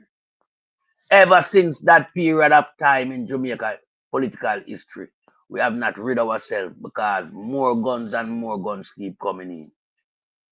So we now have to make sure now that we apply the security members, as you rightfully said, Byron, into the apprehension of this massive scale of importation of guns and ammunition. But what we should also demand from them is the, destruction of these weapons and ammunition. It should be an video evidence that the Yes, public can see that it's not being recycled back into the hands of the exactly, intended receiver. exactly. Yeah. So we should see a controlled damage operation in regards to these guns and ammunition. So that is where I have a problem with the findings. And not just this one, but several more findings. Because we have Yes, not seen where the drugs have been destroyed. We are not seeing where the guns and ammunition has been destroyed. So we are left in the dark we're as left to in the what dark. is the outcomes of these findings. Because no one has been charged in relation to the high importation of cocaine into Jamaica. No one has been charged. Into the siege of guns and ammunition, no one has been charged. So that's a loose end that need to tie up, So true, sir. because we have to see action on the ground to give this operation the 100% backing and support that it deserves. But under the circumstance that currently exists, we are left in the dark, and we have to hold this Jamaica Labour Party government accountable for what is happening. Now, I know for a fact that the People's National Party is a party that has decency, high moral standard, high code of ethic, and transparency. And it's a party that loves the Jamaican people. That's why it goes with the name People's National Party. In the 70s, when Sir Michael Manley was hard at work laying the foundation for the development of Jamaica, showing the people them love, giving them care, giving them opportunity. Here was the Jamaica Labour Party starting the war, the tribal war that plagued the inner city at the time, right? They also went and the skirmish action of burning down Evelyn Tide home, killing 153 women from our society, and trying to blame that fire on the People's National Party, not knowing that people from within America had done a documentary on the said matter, but it was in safekeeping. Lo and behold, what was revealed? It was revealed that the CIA, in conjunction with the Jamaica Labour Party, set about that fire at Evelyn Tide home using a petroleum that was not in Jamaica at the time, that could only be sourced from America. So we see where this Jamaica Labour Party is a destructive party in our society. It's a destructive party that has waged civil war on the citizens of Jamaica. In the 1980 election, 889 young men lost their life through this political skirmish of tribal war. And now we are seeing where they're trying to repeat the same dose. So we have to be very critical of this party. And as I said on previous occasion, this party, after this general election, must not be reinstated as a political party in Jamaica. True. We have to have some mechanism that dismantle this party once and for all, and hold the current crop of member of parliament accountable for their corruption and wrongdoing. And I sure know when you put them in front of the justice system and you use reputable judges, which we know we have some of them still in Jamaica, we will find that these men are charged for various amount of crime that right now we are not even looking at some of them. Because we're mainly focusing on, the corruption within the running day-to-day of the country in terms of the finance that gone missing and, from the various ministry and stuff like that. But they are also involved in other crimes that plague our society. Most of them are the ones who are importing the cocaine into Jamaica. The gun shipmen are coming to them. They are selling guns and ammunition as a part of their business, because all of these men like to have business on the side of doing daily government duties. So we will find that there are a lot more for us to uncover, but it will only take the judicial system, a good judicial system, to look into the background of these criminal Jamaica Labour Party member of parliament and to bring them to justice. And I yield back the floor to another member of the panel. All right, Sister Lady Spinks, let me put you in the let me sandwich you. Please go ahead. Okay, first of all, I would like to say this. You can't give pussy butter to carry. Ah, And from Horace Chang became Minister of Security, that was my statement. And who in St. James know, and who in Jamaica know what I'm saying. Anyway, let's go back into a bit of our history, political history. Seaga, Seaga, Edward George Seaga was an American Lebanese born in Boston who was allowed to become Prime Minister of this country. His position at the time was unconstitutional, and it still remains unconstitutional even if it's in his grave. Because America is not a member of the Commonwealth. So, and his actions prove that his loyalty was to America and not to Jamaica. Because Seaga, right through his life, he was a CIA agent working in partnership with America to bring us down on our knees to bow to America. The guns to drugs trade during the 80s affected our society in a very negative way. And until today, we are still having effects of it on our society. Because all the persons that were trained and mentored by Seaga and who are still elected members of parliament still try to replicate what Seaga did back in the 80s. And we can see that his adopted son, Andrew Owens, did indeed and has been trying so hard to continue the legacy of Seaga. His actions have taken back Jamaica 30 to 40 years true. in the future. We are right now backward, backward in every ministry we have gone backward 30 to 40 years. And when I think of what you said, Sir Baron, about giving congrats to the JCF in their recovery of the weapons, I give them about 10% in that grade marking. I will give them full percent because knowing that this shipment, this shipment in particular, along with many others before, were tracked from America to Jamaica. You're And correct.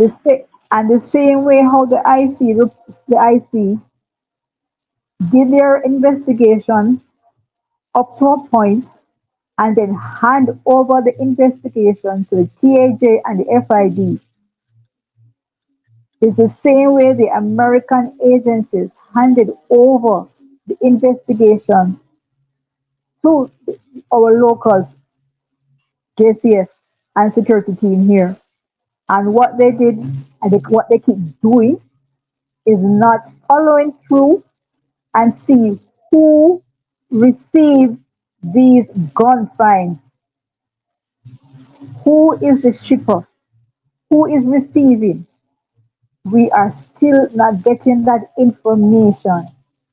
So when Chang came out and made his statement, it's vacuous. His statement is vacuous. Okay? And we can see through him and his vacuous statement that he was shocked to find out that the American agents were tracking it.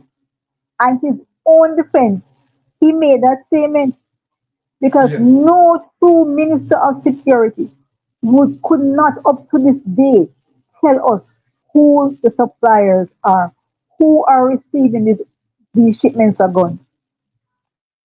Who? All we hear, gun bust was found, a gun bust was done, a gun bust was this. And then what happened? What happened? Who is making the shipment? The guns did not get up on their own and just enter into a container, end up in Jamaica. Somebody had to put them there. Somebody was receiving them here. Who was receiving them here? We need to find out who was receiving them here. I am tired of having these gun busts over and over again and missing information, the missing piece of the jigsaw puzzle. Who is receiving it? We only hear the guns that end up in the gunman hand. And the gunman is being gunned on the streets of Jamaica like a few days ago, in St. Anne, that incident. Happy that the JCF caught them in the act. You understand me? We are happy when they catch the gunman in the act. But where did the gunman get the gun from? I keep asking that question. Minister of Security, you need to come and answer to me. I'm a Montegonian. I pay taxes in this country. I live here. I am not going anywhere else to live in this world. Prince, let me say I something. choose to live here. Let me say I something, Prince. need him to answer this question. Hold on, let me say something, Pinks. They will not track down who are the receivers because they Not track down the receivers. they are not going to track them themselves, Pinks. They are the ones who involved. They are the ones they are involved. You said something fundamentally important that you understand. I was shocked that the United States was tracking it. Exactly, he was shocked. Because remember, these fines that the Jamaica constabulary agents are fixed to, right? They received the information from the United States. Exactly. Right? So then you are not going to find who are the receivers because they are not going to bring in themselves. Because what the JCF should have done is keep tracking the guns and see who received them. Because somebody has to receive them to sell them to the gunman. And this is the information we have been asking for years now. I have been asking for. And the person who received it does not live in Flankers, does not live in Norwood, does not live in Mount Salem, does not live in Tivoli Gardens, does not live in Almontown, but they live in Iron Shore, Coral Gardens, Beverly Hills, Jacks Hills, and those areas. And we need to find those people who are selling the guns to these gunmen. Exactly. Minister Chang, you need to either step down, get out of your position, and as a matter of fact, you need to step out of your constituency. I am from Montego Bay, and I can tell you this: the Northwest people, Northwest St. James people are tired of you. They are tired of you. You walked to the town the other day and talk about how you want to give them a hard training center. After years of not giving us information of who supplied the gunmen, young men in the community with guns, you're to come in now with a heart. What, 3 months before the next election is due, you want to give us a heart center when the Glenavon one has been shut down for years? Crazy. You have not done anything. Even when you were Minister of Water, you did not upgrade the water in the Northwest St. James. What have you done for St. James? As a man from St. James, what have you done for us here? We need you out. We need Alan Bernard. I'm All sorry. The days are up. Your days are numbered. You have 82 days left. We want you out of Northwest St. James. Goodbye, Mr. Minister Chang. All right, wonderful punch from Lady Springs. Boy, Lady Springs punching heavy, you know. All right, we love that. But you know, Pastor Ricky, we're going to make you just take it on and go to the finishing line. Things concern Pastor Ricky is asking. Things cannot understand why you have so many guns, right, being found, but the articulation of the investigation is not resulting in terms of the sender and the receiver. Take it away for us, Pastor Ricky. Yeah, thank you, Sir Byron. But before I deal with the gun issue, let me just big up Comrade Leader Mark Golden. This man that them says a white man, I prefer him any day over the current black man that we have running the country. Mark Golden blacker than Andrew Willis. Mark Golden has been fighting for Jamaicans not long before he came into politics. Mark Golden and his father, Sir John Golden, has done more for Jamaicans than the current JLP government has done in 9 years. That's true. So, and if it wasn't for Mark Golden, who refused to sign that CR document, we would have probably lost Jamaica already, because one of the initiatives in that CR constitutional reform document was to change from 5 years election to 7 years. And who knows if they would implement that right away and says we can't call elections because we're under a new constitution till 2032. So Mark Golden has interrupted and has blocked and stopped Jamaica from slipping into the abyss of corruption, criminality, and is now on the verge of becoming the next prime minister who will hold them criminals here accountable. And you can take that to the bank. I said it, and it's going to come to pass. Watch. Now, as it relates to the guns, trafficking into Jamaica, document evidence, video evidence, their own words evidence, they cannot defeat those things. This is why when they speak, they hate social media, because we are revealing the truth that they're hiding from you in Jamaica. The Jamaica Labour Party, as we've been saying from a long time, is a transnational criminal organization that is involved in money laundering, gun trafficking, drug trafficking, human trafficking, and so many other things that they're doing that is illegal. So when we speak, we have documents, the CIA unclassified document that President Trump released a few weeks ago. We already knew that before it became unclassified. The document that Sir Byron just showed from the Department of Justice, showing how the Jamaica Labour Party show a posse under the criminal prime minister who's rotting in his grave right now, led a destabilization of Jamaica, importing guns and ammunitions, weapons that we never saw in Jamaica came in the 79, 80 as a result of fighting political warfare. This criminal that we have in the Jamaica House right now sat at the feet of Seaga. The whole of them, the old school one them, not the one them coming a government in 2016, but the ones them doing Seaga reign. They sat at his feet. Desmond McKenzie, Babsy Grange, the criminal them, the whole of them learned from Seaga. And so what they're doing now is the playbook of Seaga we see playing out right before our eyes. Get to you, them can't afford them type of machine gun and shipment. Them not have the money for buy them thing there.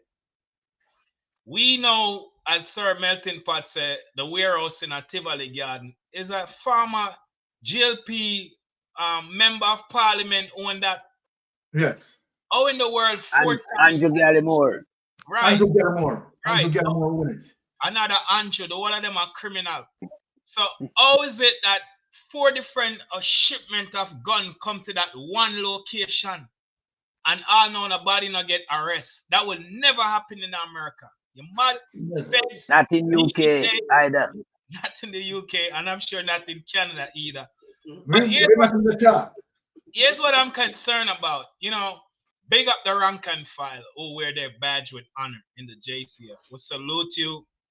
We respect you. I never like police when I grew up in Jamaica, but since I became a Christian and met a few JCF members who are my friends, and I love them dearly, we get along quite well.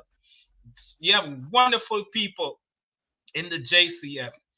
But you see that I command there, and the commissioner of police, the whole of them forgot prison. Them corrupt and political aligned. Me agree with everything what everybody's saying now. These guns coming in, the US government tracked them into Jamaica. The drugs, same thing from Central America, and give the information to the JCF. So they had no choice but to show that we find these drugs and we find these guns. But what about the guns and the drugs that was slipped under the radar that maybe the US government never catch? Yes. Where are those guns? When we hear the Prime Minister talk, subliminally, he must say, "I'm gonna bury the gun them." Yet the gun them are coming at Tivoli and to GLP supporters. And he must say, "We don't want police killing no." A subliminal message he must send. On pay attention, you know, when he might talk, you know, because we have him file. That man, they are criminal. He's not supposed to be in a Jamaica house. So when he must say, bury the gun them, as Sir Melton Pot said, the People's National Party, we are decent people. We love, you know, we live good.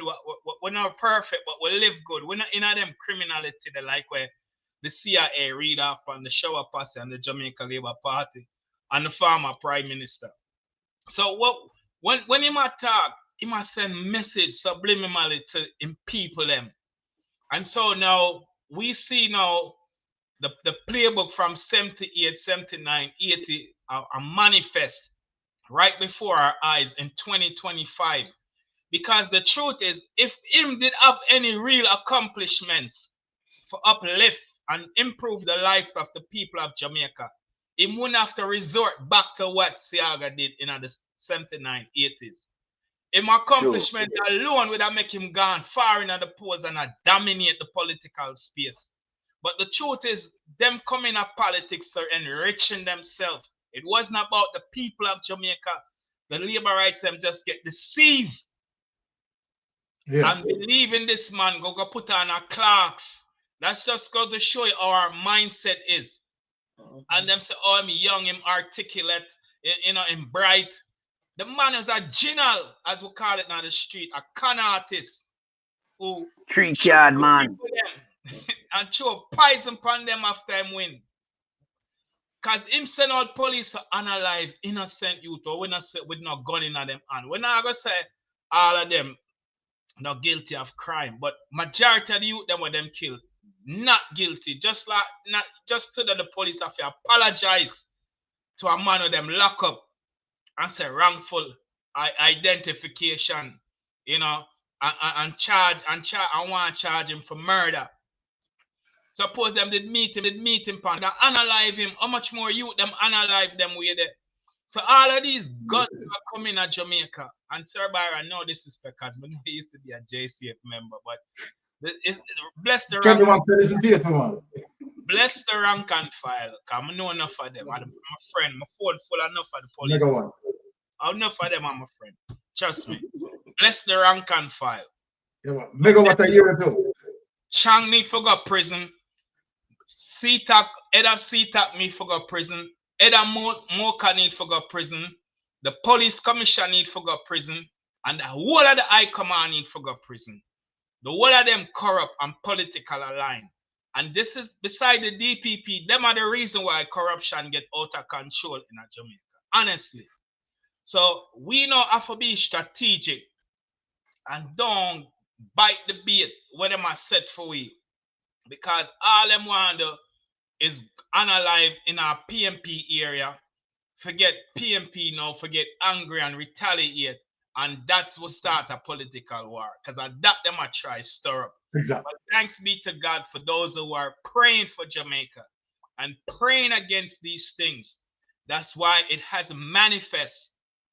And all of these findings of gun, I honestly believe with all of my heart that there's many more guns coming to Jamaica what we don't know about. And last point, all of these guns, and we've been saying this for many weeks now, that in the Jamaica space, imported, whether through Warmington era down in a Old Harbor, that's through Asian guns trafficking for drugs, or whether through coming from America to the GLP them supporter in a Tivoli Garden. We don't see the destruction as you and Melting Pot and Lady Pink said. How did these guns get dissolved? How did they melt them up, explode them? I mean, where did the guns go? Did they recycle them back to the original recipient that it was shipped to? You cannot trust the high command. I do not trust the high command. Me not care what nobody wants to say. I really don't care. God bless me. I am a blessed young man. The high command is corrupt. And we know for a fact over the years that when police find gun, them sell it back because them are trying to make a food from the side. Them sell back that. We know that for a true fact. Police sell back gun and police have them run away and sell drugs for them because them salary is not enough. So where did these guns go? The high command, the commissioner of police need for sure some kind of evidence, video evidence of the destruction of the guns and the drugs where them find, where the US help them find. And then explosive, 320 pipe bomb find in a Tivoli in 2023. This year alone, 1,042 dynamite sticks of dynamite find in a Bull Bay. Yes. What them think they are doing in our country in 2025, and we're not at war. So you see, the playbook of Seaga manifests right before our eyes because the prime minister, who's a criminal, don't have any accomplishments, and the Chang, who is implicated and compromised and is a criminal, according to what we read in our WikiLeaks, we have the file before them take it down. Is a drug trafficker, a money launderer, and a man who controls gang and is a part of gang. That's what WikiLeaks about the National Security Minister. So how can we trust Mocha, CTAC, the police commissioner, and the high command when the head of them is a criminal and a gang leader and a drug trafficker and a money launderer, and the prime minister is implicated in the IC report as a money launderer, embezzler, tax evasion, conspiracy to commit investment fraud through Beretta, and then we have evidence and it have a bank account in an ADMAT for SSL was steal $4.5 billion. You cannot trust criminals. So until we see evidence, like when we come on them show you and we show the documents and the videos and we put up everything in front of people, I say them can say the truth and the facts. It's not we saying it, it's what we are interpreting. Until the commissioner can show the proof that the guns have been dissolved, you know, them confiscated, fine, but show with the destruction, the evidence of these guns. Because we don't feel comfortable right now with all of these guns. And then why is it the former member of parliament to own the warehouse in Tivoli? Why is he not arrested? And if he rent the place to somebody else, why is that person not arrested? Over to you, Sir Byron. Thank you, Pastor Ricky.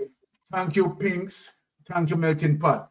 Because let us deal with it. Here we are as it relates to the Minister of National Security. Our Minister of National Security cannot travel to the United States. And no one asking why. People think of it. Our Minister of National Security cannot travel to the United States. It has to be a reason. It is the very same Minister of National Security that Andrew Holness have with him as the Deputy Prime Minister. It's embarrassing to us. It's embarrassing to us. Never before. Two criminals. And let me correct something, Pastor Ricky, what you said. You said that the United States helped the Jamaican Constabulary or the people or the JP administration to find weapons. What the United States had done, Pastor Ricky, the United States had exposed the JP administration weaponries. Yeah. And give them the information and to say to them, look, we have the intent that this is happening. Now, what we want is no clarity. Yeah. We want to say, okay, all right. All right. Clarity number one. What happened to the 320 pipe bombs? Yep. Where are we at that? Where are we with that? What is the status of the 320 pipe bombs found? Where did the 320 pipe bombs found? In the Tivoli area. Right. No. Several guns again found. Where found? In the Tivoli area. 4 times. Right? And you have 4 large weapons, you understand? Guns and ammunition found where? In the Tivoli area. But let us ask this question. The GLP member of parliament, former member of parliament, who own that area, why can't he be interrogated? Right. People, let us not be fooling ourselves. He cannot be interrogated because Patrick Bailey also cannot be interrogated. Because why? They have information on the government that would sink the government. Yep. So they can't interrogate them. You are going to tell me if that happened in the United States, Pastor Ricky, if that take place in the United States, where a particular person, you understand, area has been found on 4 separate occasions. Prison. With billions of guns. Prison, no question asked. Prison. He would have been interrogated and sent to prison. Yep. In Jamaica. Yeah. So many guns, you understand, surface at this man entity. The former member of the Jamaica Labour Party. Now let's have to ask Jamaica. Have you heard PNP mixing up in them thing there? No. Honestly, but you know what? We could turn to the next topic, you know, because the next topic. Can I just say one last thing? I'm sorry. Listen, nobody is above the law. In America, the president right now, before he became president the second time, was indicted 4 times. Exactly. And pick up 91 charges after he leave office. And him have 1 trial out of the 4 charges and found guilty. And the other 3 charge, the judge said because him a run for president, why them never continue it. And if him never win, he would have gone to prison. So all this criminal in a Jamaica house are pose like him above the law. The law is about to show him that the law is above him and his criminal cronies and organization in a Jamaica. Pastor Ricky and panel, let me tell you something, you know. One thing I'm certain, you know. One thing I am very certain of. Andrew Holness is going to face the judiciary, you know. The year I've been saying it. Andrew Holness is going to face the judiciary. This is no joke. Andrew Holness is going to face the judiciary. Now, let us show Jamaican people how devious Andrew Holness is. And let me explain the background here. Andrew Holness, to show you how evil he is, use a lady that is so-called giving the lady a house. And right the script for the lady to read and play out the drama, crying, to appeal to him that he's doing something good.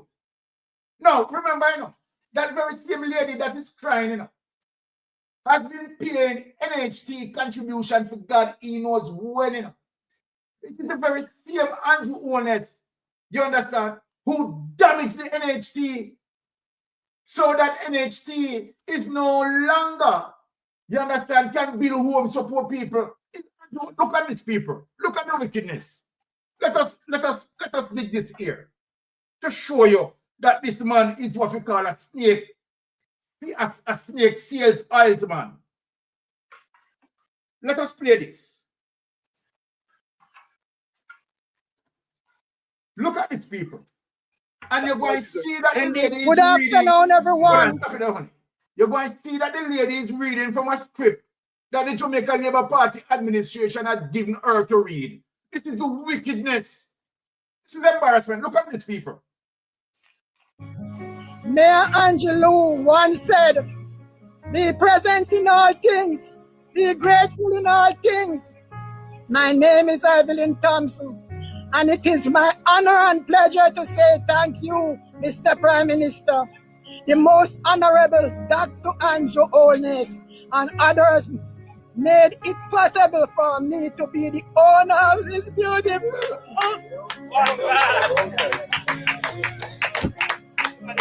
I feel honored and blessed to be the owner of this house. May God continue to bless you as you strive to make us happy and to make Jamaica a place to live. Thanks again, sir. First, I must say, thanks to I want to know how much money JLP PR for ball.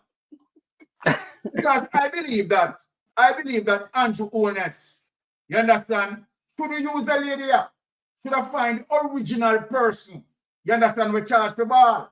Let me show you a thing what go on. I recommend Andrew Owners say, if you want the little thing that you carry off, find the money, what I go give you. You understand? Which part? Because I want to know, You understand? Because it seems like you're shouting the woman.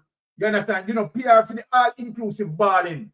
You only PR for the basic balling. Let me show you how you can get the all-inclusive balling, Andrew Owners. Yeah.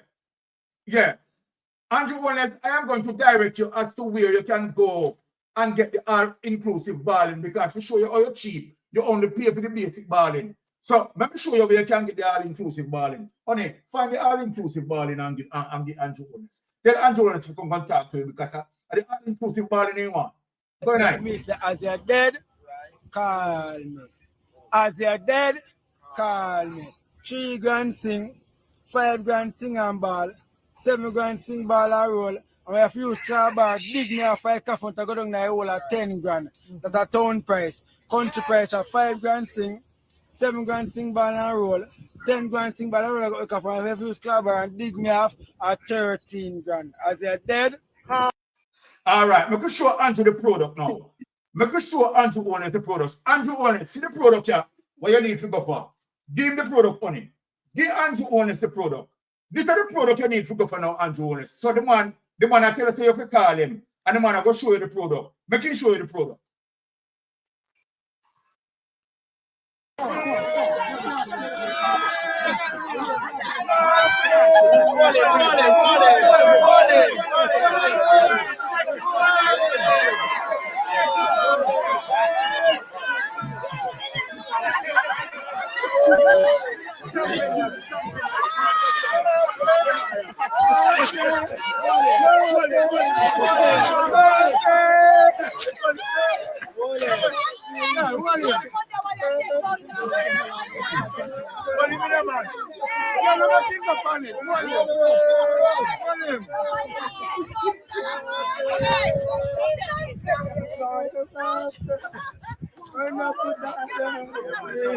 As you're dead, call me.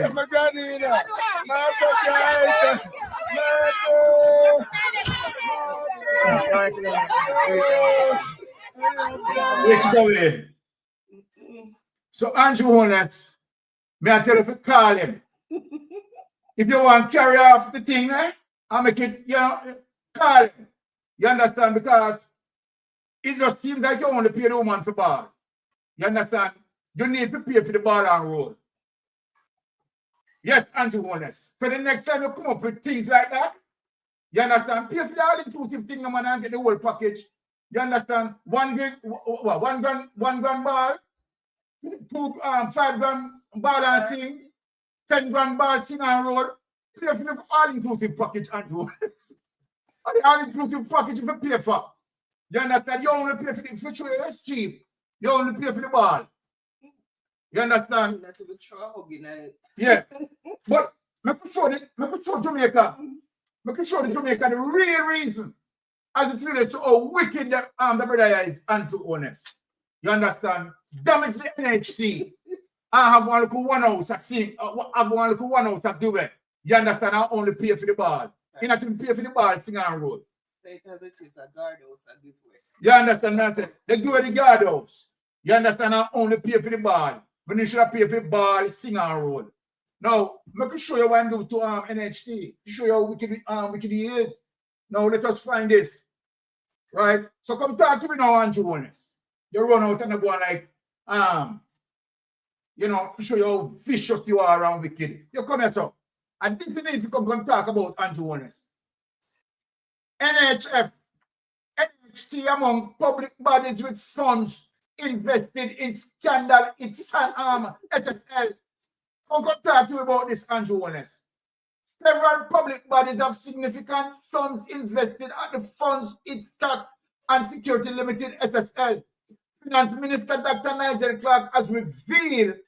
Clark made the revelation Monday during a press conference to address the unfolding fraud at the investment firm, which has affected dozens of investors, including National Icon Hussein Board, whose account has reportedly been freezed of US $12.75 million, or approximately $2 billion. The massive multi-million fraud is the biggest in the last 2 decades and perhaps the largest in Jamaica history. Now, I could go down in it now. Look at the wickedness now, people. They're Andrew Honest out, so now they give this a woman here, a house, and only pay for ball. Him never pay for ball, sing and roll. Look what Andrew Honest there to know. Clark, in response to questions from reporters, shared that the National Health Fund, right, look on that, has a balance of approximately $740 million. So wicked, take taxpayers' money and dump in a SSL, and the whole of that the money they got in their pocket. The National Housing Trust has a balance of $238 million. Eh? The National Insurance Fund has a balance of $8.4 million. The Jamaican Agricultural Society has a balance of just under $9 million. And the Jamaica Banana Industry Catastrophe Fund has a balance of 98, right, 1,285. You tell me, which other prime minister done this? Take this away when we talk to the panel. You take this away when we talk to my well-thinking panel. Which other prime minister had done this to taxpayers? Take taxpayers' money and put it in our Ponzi scheme. Which other taxpayers had done that? Now, let me start and flip the coin again, Pastor Ricky. Start out the mission for us. Go ahead. Yeah, this is why I say MOCA is corrupt. The head of MOCA, not the organization, but the head of CTAC is corrupt. The commissioner of police is corrupt, and the entire high command is corrupt. These are crimes that should be investigated, but yet have they moving on the prime minister? No. We see them run over Central St. Catherine Municipal building and say them are charge some people, and with a bunch of lies or whatever, them never continued. But I'm just showing you how using contributions from taxpayers and invested, I believe they invested and get the dividend and did not even put it back into the agencies. And the reason why I said that is because when you read the IC report, the prime minister, who's a criminal, stole 34,000 US dollars out of a charity donor funds. It's not his money, It's people who, when you donate to a charity or a GoFundMe, you do it because of the cause, the purpose that it was set up for, the initiative that you're trying to support that initiative. So the 34,000 when thief is not fee money. It's the donor's money. And him invested in the stock market, multi-million-dollar stock market, to buy a CD bond for himself. And if the IC did not identify in their investigation and ask him about it for 4 years, the criminal prime minister hide it, and nobody knew until the IC investigators found that for $34,000. They didn't put it back. Having these foundations that are not regularized, they're unregularized foundation. Nigel Clark had 3 foundation that was not regularized, and a total of 91 million Jamaica dollar between 2018 and 2020 was donated to Nigel Clark for community development and these things. And the criminal who then are at the IMF now never do it. And what them doing, him set that up for election, and during 2020 election, 34 million was taken out, 84 million was taken out, and to this day, them never list the sources of funding. So when you're taking taxpayers' contribution, put it in a Ponzi scheme and reaping the dividend for yourself, it's a criminal act. This is what bring down in America. They had what's the name of that big fraud again in America? Couple years ago, I can't even remember because I'm so fired up right now. Yeah, but that's the same thing that bring them down in America. The same thing, where them thief investors' money. The taxpayers' contribution is not the prime minister's money, and taking $11.4 billion from NHT a year is accumulative to $114 billion over a 10-year period. And now people that contribute to NHT cannot get in a house as a result of their contribution. And it's a crying shame that MOCA and CTAC haven't run upon the prime minister and arrest him. Something is wrong, because if he was in America and do that, would I see not CNN headline, MSNBC headline, Fox headline, politician get caught up in scandal for taking taxpayers' money for himself. And these are the things why it grieves for art from foreign to see these things happening in Jamaica, land we love.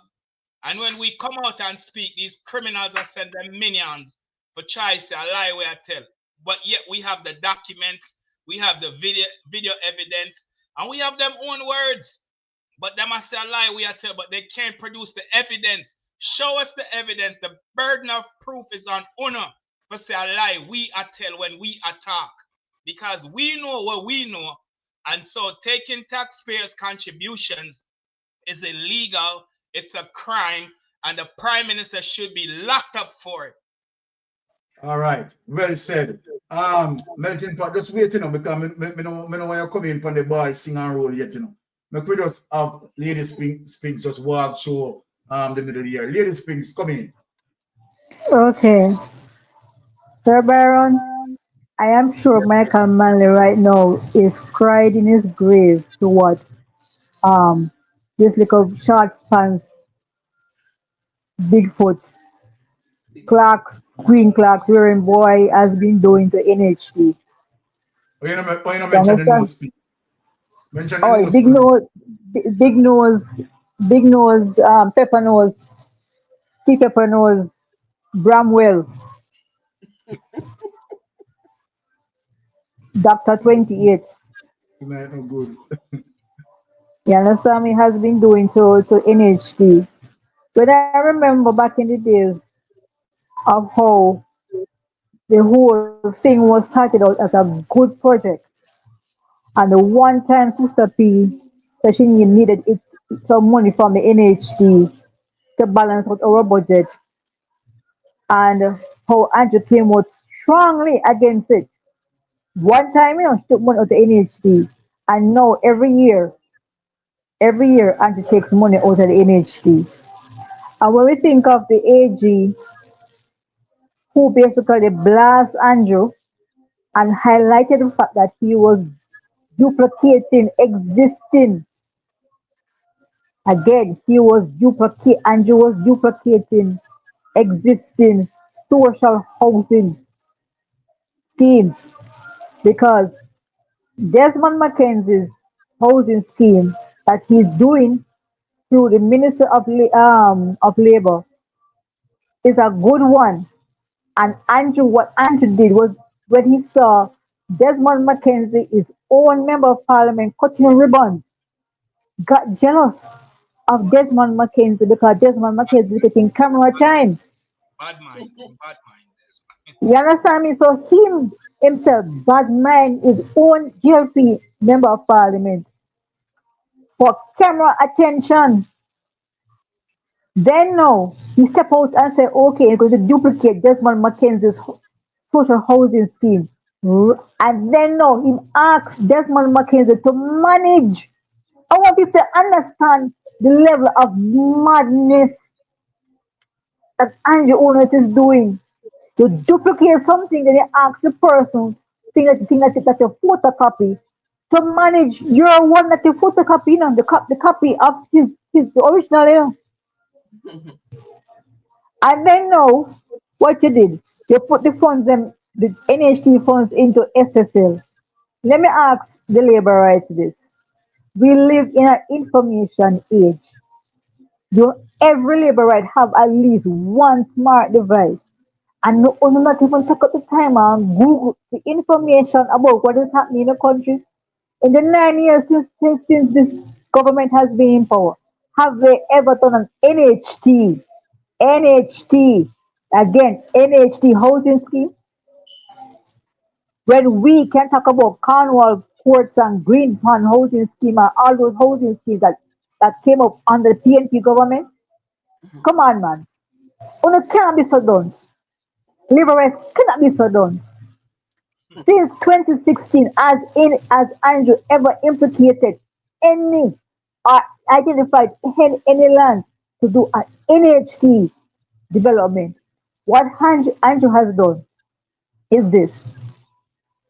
He take the NHT mortgage plan and put it in the NCB.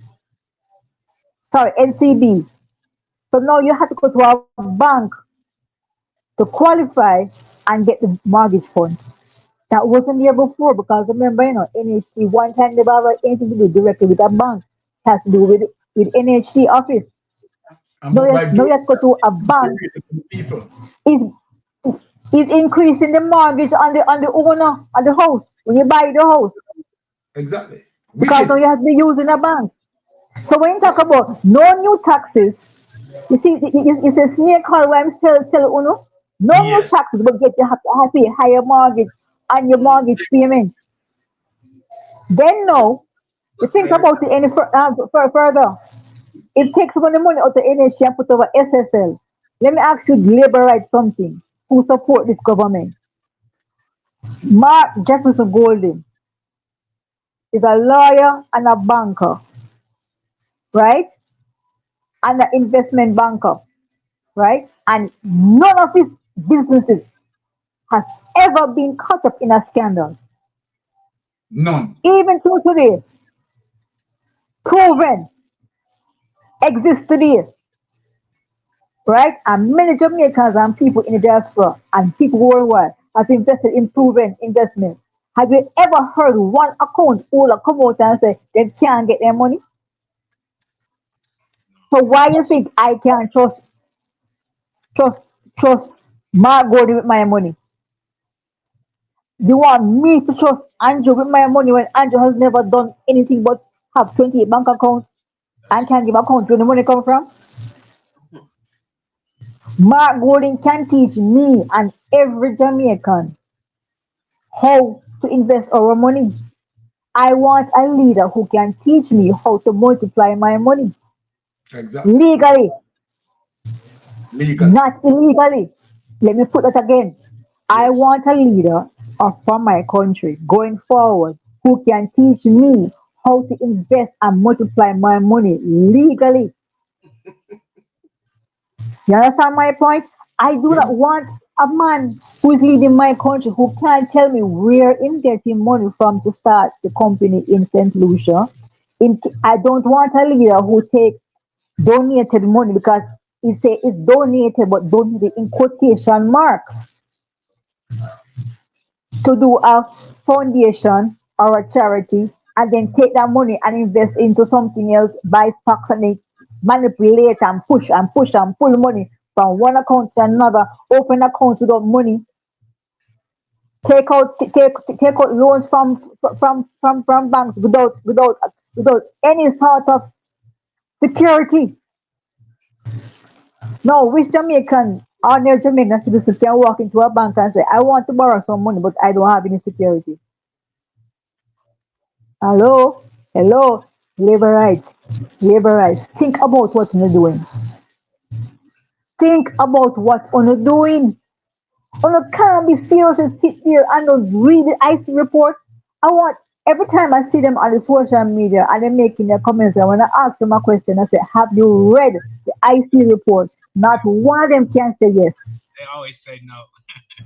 They always say no. You're defending a prime minister, yet you cannot tell me what is in the IC report and why we are upset.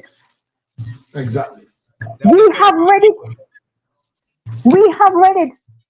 I want every labor right in Jamaica to tell me if they can just drive to Olympic Gardens and find green emerald business place that is owned by Andrew and see they can buy even one bag juice.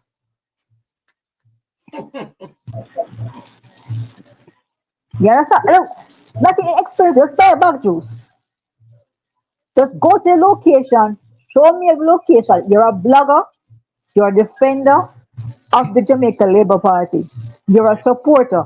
Drive to Olympic Gardens, find the old seal that Andrew owns there, and take a picture of you there and blast it It don't exist. on social media and show me. It don't exist. Please. You understand me? No, when we talk about these things, people say, oh, we bad mind, we bad mind. No, how can honest people bad mind dishonest people? Exactly. Exactly. Exactly. I was raised in a home where I was taught never you envy another person for what they have because guess what happened? You don't know where they get it from. Because I won't be going to prison with Andrew. I won't be going to prison with the other 49 thieves over there. I won't be going to prison with any of them who collude with them over there. Because guess what? My money is honest. And guess what? Pastor Ricky can back me up on this. I don't know the Bible back and forth like Pastor Ricky, but I can tell you this. You see, the funds of a prostitute, the earnings of a prostitute, and the earnings of a thief, it's not supposed to go into a church. It is unclean money. That is why Jesus Christ was striking those people at the time of the temple. You understand me? And caused that ruckus about what he was upset about because they were stealing in his father's house. Exactly. That money cannot be blessed. And guess what? Blood money, money with children tears on it, money with old people tears on it. Because I don't even want to talk about the NIS, And this idiot man, what got Colonel Charles Jr. going to talk about his raising the social fund and put not even $500. The other day I went to Nigel, and I paid $500 for a chicken patty. I want to think about it. This man raising the NIS fund, not even by $500 Yeah. for all people who went before us and made this foundation for us right now. No man, Colonel Charles, you want to come down to because my cousins living in Clarendon and they don't have water there for almost years. What purpose you serve down in Clarendon, Charles? Colonel Charles. Junior, I'm talking to you. What purpose you serve down here? Listen to me, labor rights. When I get the purpose here, I don't have water in my pipe now for over a week. Again.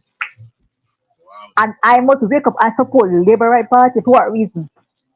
What reason? Me, I can every day I look out the my window, I can see Conwell Region Hospital sitting there. Why should I vote? When I hear that 70% of our students in grade 7 read at grade 3 level, we have one generation of uneducated children to deal with, you know. But all the people like me who own a business right now, or who own businesses, when we're going to taking people to employ, and the person can't read above grade 3 level, what must we do with them? My God. No, laborers. Think about it. You have a business and you employ someone, the person can't even do addition and subtract. Then again, Mayor Portland and Anne-Marie Vaz and all those who can't. And Bella. Bella. You understand me? You understand me? Are examples of the education level of people that they attract. Not to mention the one who don't know Westmoreland. You understand me? You understand me? So when I think about it, all these things that they are doing, Michael Manley right now is turning his grave because guess what happened? He gave us Jamal. All right? And even the hard thing that everybody is celebrating and saying, Seaga took a food plan and something that the PNP created and just renamed it. Exactly. You understand me? Exactly. Because all the laborers do is copy what we are doing. Just like how Andrew copied from his friend, Desmond Mackenzie, his social housing plan, and then come out, expect people to cry for it. Listen to me. The NHT people, labor rights, the people did not get the house for free. The people did not get the house, so they are making their NHT contributions for years, and they made application and they got through. Why is the Prime Minister there to give them the key? For a photo op. That's the only reason he's here, for a photo op. He did not buy a building block out of his pocket. None of this material that built that house came out of any of the companies that Andrew owners own. The You Seaga. understand me? Yeah. Exactly. So when you're giving these people the keys, and then the worst thing, you ask the people then where the land come from. Was the land bought by the government, or was the land owned by the person? These are the things you must ask about. When we can look on places in Montego Bay like Green Pond and Cornwall Court, housing schemes, that one little house each up somewhere.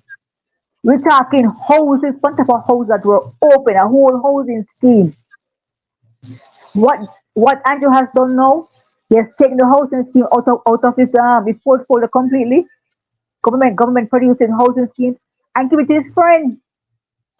Yes. So the friends them now do the housing scheme, and then we know Jamaicans now who want to apply for these houses now. We can't afford them because guess what happened? The 25 million house what NHT would normally give us is now 45 million and 50 million for the same house because in front of it that cut out of every house. And these Exactly. developers have to make a profit off of the profit. Exactly. You understand? And we learn from the drill how much profit that they put on their things. This is viciousness. You understand me? So if a $25 million house no cost 45 million under Andrew, how can that be progress? It's backwardness because guess what? These houses are not built for us, they are built for foreigners to come here. Yeah. Investors from overseas. Exactly. You understand me? Who can come in and buy 2 or 3 of them and put them in them pocket and say, yes, them own 3 houses in Jamaica. Let us look at the big apartment in Kingston that's flooded out after a while. NHT, how much for one apartment? $45 million. Which Yes. teacher, which police, which soldier, which nurse, which doctor in Jamaica can afford that? True. Which mechanic can own that? True. Come again, Jamaica. Think All what you're right. doing. Well said, Sister Pinks. Sister Pinks thumping heavy tonight. But melting pot, let me kick off with you. You understand? 3 grand ball, 5 grand ball and sing, 10 grand ball sing and roll. Go ahead, melting pot. Well, first, I want to endorse everything where Pinks you say. Yeah, Yes. because she hit the nail upon the head, with force and venom. You can Yes. hear it. The passion, the cry, you hear it. Yeah? Yeah. But me not surprised, because when we have a big dunce lunatic wrecking bull prime minister like garbage Andrew Holness, this are the end result what we get. Because this guy not supposed to go around and cut no ribbon and issue out no house, No. Because me I go tell you why me have a problem with that. This is the same man we tear down over Clifton early morning. One day notice and it tear down. Using a barrage of security personnel and thugs. Leaving mothers with their kids homeless and shelterless. And the next problem we have with this garbage prime minister, we see him use peanut dread in a way where me no feel pleased about. Because you take the man's slogan Radam, can't go in a parliament, announce him as an ambassador, him ask for little help to finish up him house. Not for you give him a house, Him already have him structure up. And you promise him in a parliament doing PR. But because we burn out your ambassador, Peanut Dread, because of him contents where him have, where him ridicule you and make you know so on a half a man. You understand? A half a one a ghost. You can't manage a plate of food. But you And you can't manage a plate of food. So you don't know what you do, say you govern the country. What you do, you abandon your promise to Peanut Dread. So we know you're a liar, you're a deceiver, you're a corrupter, you're a wrecking bull in our society. Yeah, so we don't want to see you go out and give out the house because no money now come from your pocket, The money come from the various agency that put in place by the late great Sir Michael Manley. And you come and you live on the man project like a crab house. You hitch up on NHT like a big nasty what this crab house. I go around and cut ribbon and I give house to your selected people. You understand? And trying to get some leverage in a society like you're somebody good. Everybody know you're garbage. Everybody know you're a thief. Everybody know you're not good for the society. You not like your own fellow black people in Jamaica. Remember you take side in a society, You look down upon the underprivileged in the underprivileged community. And your only source and means of affiliation is amongst the rich and elite, who are the corrupted element that we have in our society. So we cannot have you as the man going forward. Nothing what you say or do, we can trust you with it. Because everything is hinged on criminality where you is concerned. Now we want to know where all these money from NHT has been going for the past 9.5, almost 10 years. Where you draw down billion. 114 billion. Yeah. You understand? Where has those money been going? Who is the beneficiary of these money?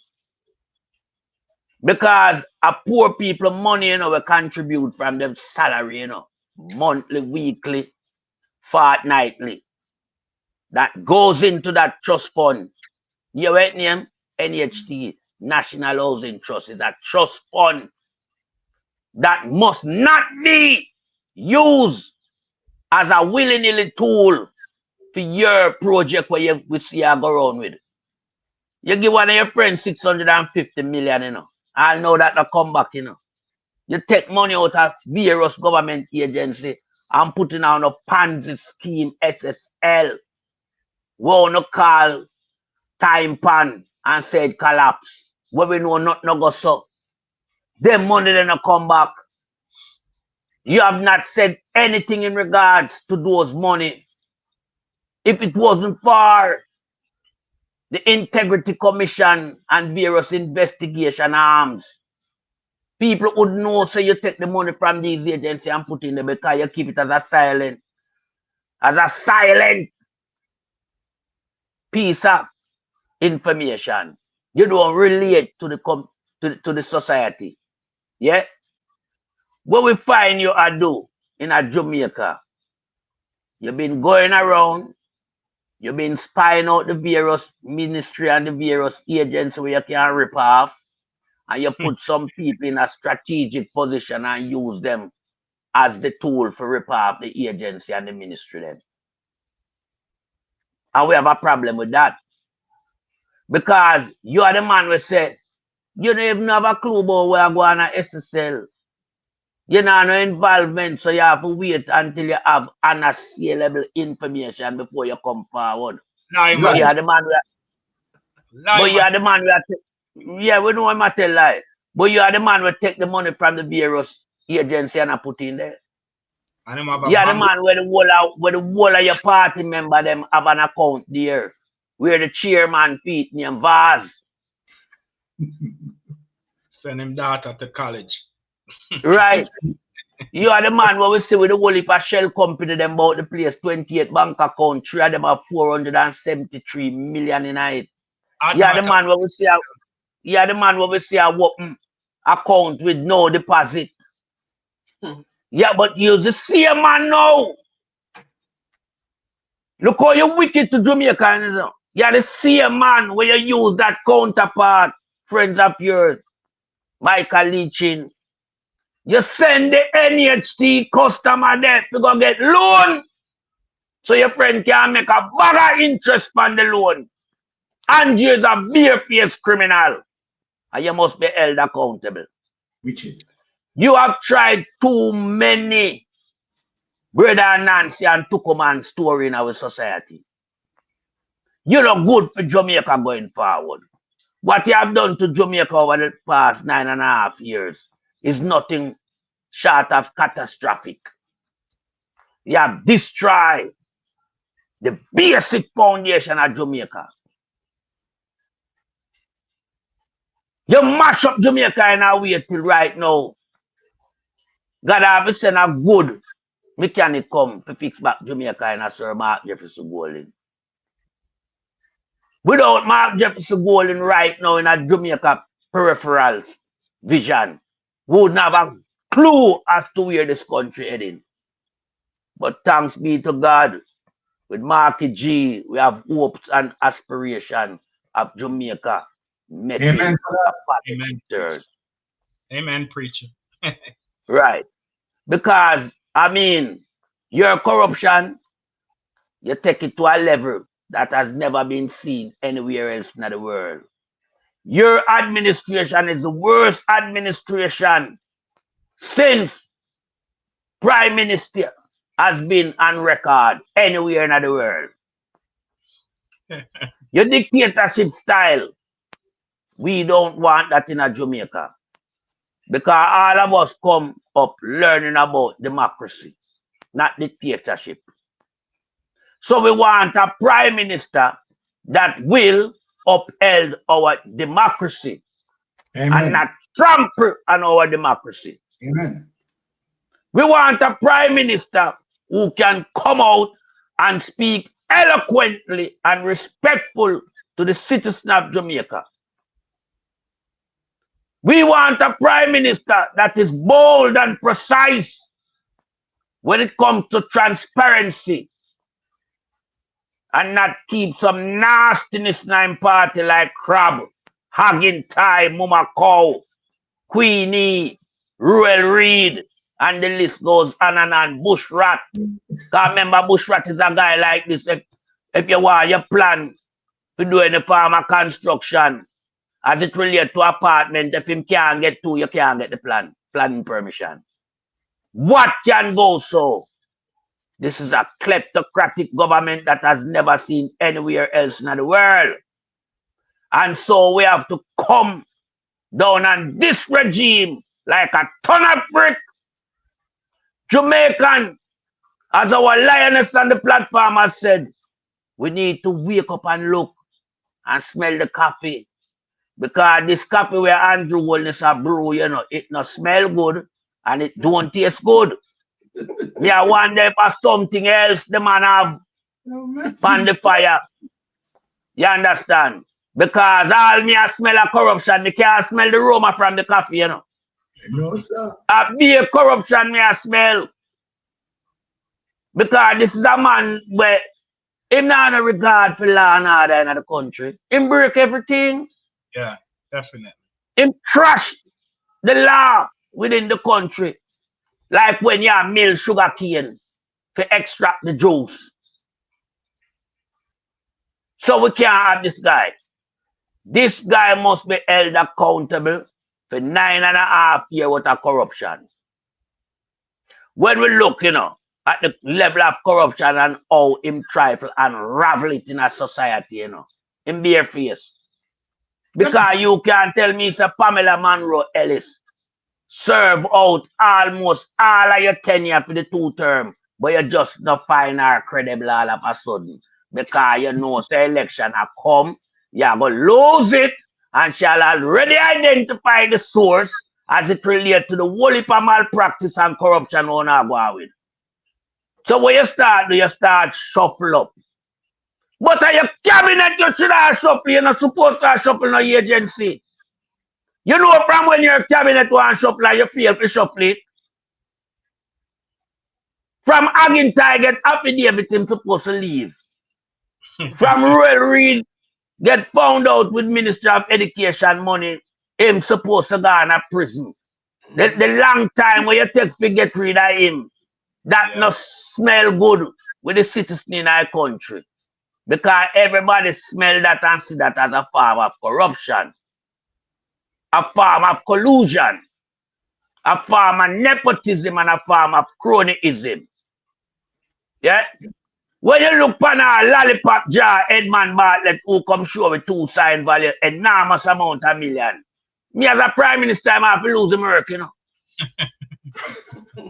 When you look upon Muma Cow, we take care, get concession, and also get monthly allowance to the car. But say she don't want the car, you keep her there for a long drawn out period. You know, good, Andrew.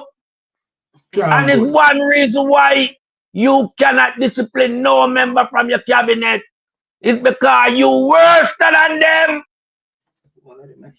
They're only merely following in your footsteps. True. But they are not smart. Because all of them will follow you. Prison. And that dark day. You talk about dark day in Jamaica with Azan. When Azan never do nothing more than help some people who were in need. Your dark day are going to eclipse all the light around the entire world. Not just Jamaica. You will be the first prime minister to go to prison. Sir. And a lot of your counterparts will follow suit as well. Along with your so-called DPP that you fight tooth and nail to give her 3 terms. No, we have to look on that, you know, as something where we look on and call unbelievable. A whole piece of grey Santa front like Strike 5. Who's supposed to go sit down and wash her old Santa? You bring her back. Eh? And you bring her back in a fashion where you have the entire Jamaican people and headspace in a conundrum, I think.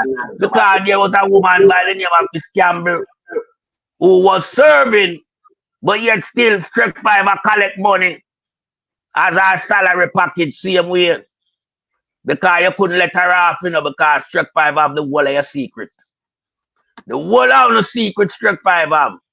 She know how much corruption on ask her to carry out. So what you have to do? You have to give her all the time she need in the world, in the DPP office. And what that do to Jamaica, it compromise the justice system. Where for a long period of time, justice wasn't served in Jamaica and justice was always denied in Jamaica. No joke. No joke. So we have a problem with this nasty regime, this wannabe dictator, and this criminal prime minister. We have a problem with that. You understand? Because we see where you're orchestrating something that would want to resemble in the 1980s. But I'm telling you, Andrew Big Nose Wholeness, that will never and can never happen in our society. When we have people who are on the road of critical thinkers, by learning from the platform that provide them with credible information as to what type of prime minister you are and what type of government you led. So the people are turning away from you in droves. And you find it to be uncomfortable at this point in time in your political career, when your tenure is drawing to an end. When you see that the light that was shining so bright on you like a satellite from above is dimming as the day goes by. You're starting to see darkness. You're wondering what will be the next episode behind darkness. No, I can't tell you the next episode behind darkness. Yeah? That's something you don't like. You're going to hear a big bang, a door closed behind you. And I only hope that the administration don't let you see the day of light again in your life. Because you does not deserve a second chance in our society. The amount of damage, the amount of psychological warfare where you waste on Jamaican people, unbelievable. You mash up all the farmers them. Mash them up, run them out of business. You and your friend them. We don't know hanky-panky importation license as it relates to agriculture. But the same man is a drug kingpin. The same man, in father have to turn over acres of land to settle in debt. But at these man you have around you and mash up Jamaica. Yeah? And damage with name and reputation on the international stage. Right now, nobody no one seen beside you know, as a government. The entire world can't wait for you to leave office so them can start back bilateral talks and agreement with Jamaica. A place where them love and respect so much.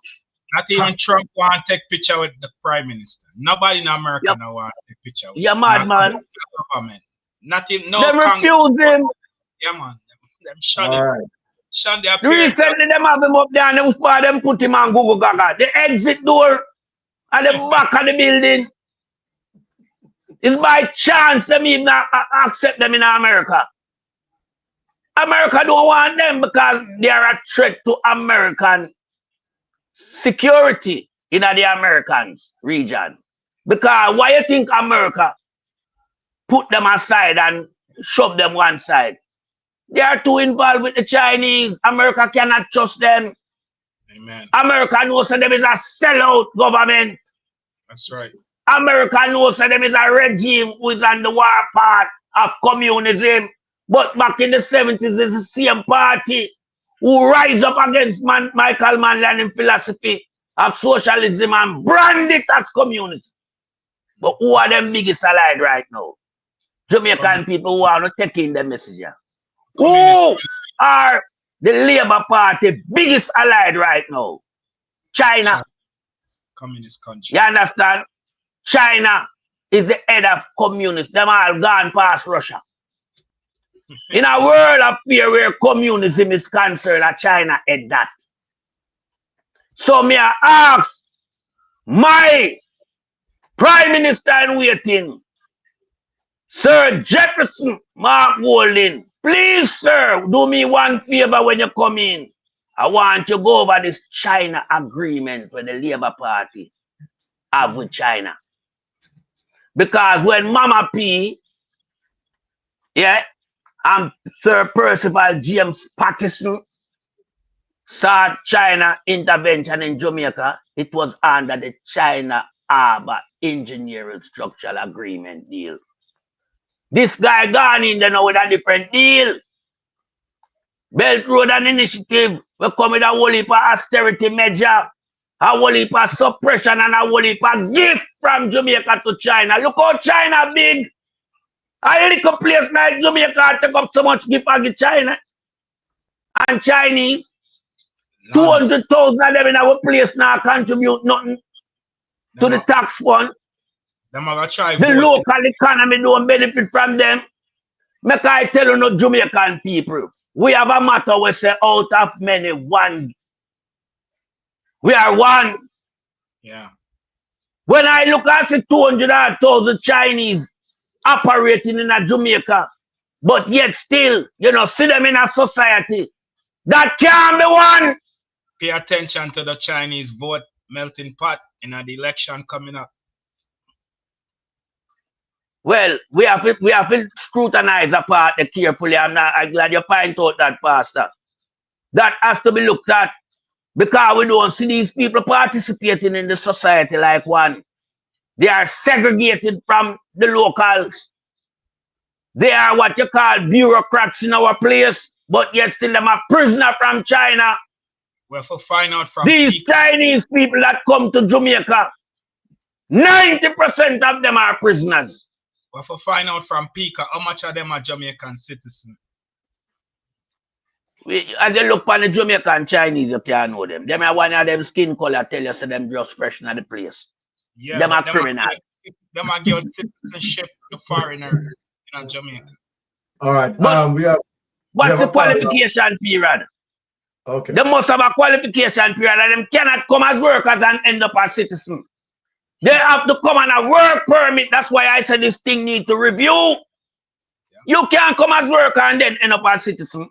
You never apply in the first place for citizenship. So a whole heap of thing need to review. So I want Marky G and the PMP hierarchy look into this GLP agreement with China company. All right. And I rest my case tonight. Blessings. All right. I have our usual sister, Sister Pat. But before I bring forward Sister Pat, Tuesday coming, my people, comrades, listeners, we're going to have Dr. Kenneth Russell, right, on Mystic Sensation this Tuesday. So we want all the ones-on-ones to tune in, and we are going to have an interaction, right, with Dr. Kenneth Russell, right, MP candidate for Southeast St. Anne. All right. Having said that, let me just bring on Sister Pat. Want to hear from Sister Pat. Sister Pat, routine in the business.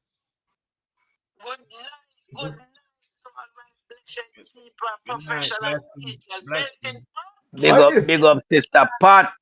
Quiet, brother. Beat it. And a beat it to the sledge. Everybody pass a Ricky. Well, let's take this right now. Guess what? Get on with it. In the diaspora, we'll see what happened to it. The pharmacy disrespect the young lady run around. What are these? She don't want to pay people buy from him. We don't hear nobody from the JLP hierarchy now. Nobody condemn them. This is what we are appealing. Marky G, when you come in, have a meeting with the diaspora. We want to chain a pharmacy. We want to chain a supermarket. We want to chain a hardware, the business them. We want to chain a hotel, everything from the diaspora. By Jamaican, false Jamaican. This is getting too rotten. Imagine you run out of human being because of politics. That before you said it. we call them member of the PSOJ. They are colluded so much with this corrupt party. And we the people have to be working for them to get piece of chicken back. Jesus Christ, the Almighty, time come. Time come. We have beg you who have no little money put on mark gold in the eye. I the diaspora. The diaspora must have a seat in a parliament. Whether anytime me not know how you go, come in a surprise. But we want them to go rescue it. Get out the Chinese and get out some of them PSOJ people here. Jamaican people come support Arden Pharmacy and Fontana too. Nobody nothing from them.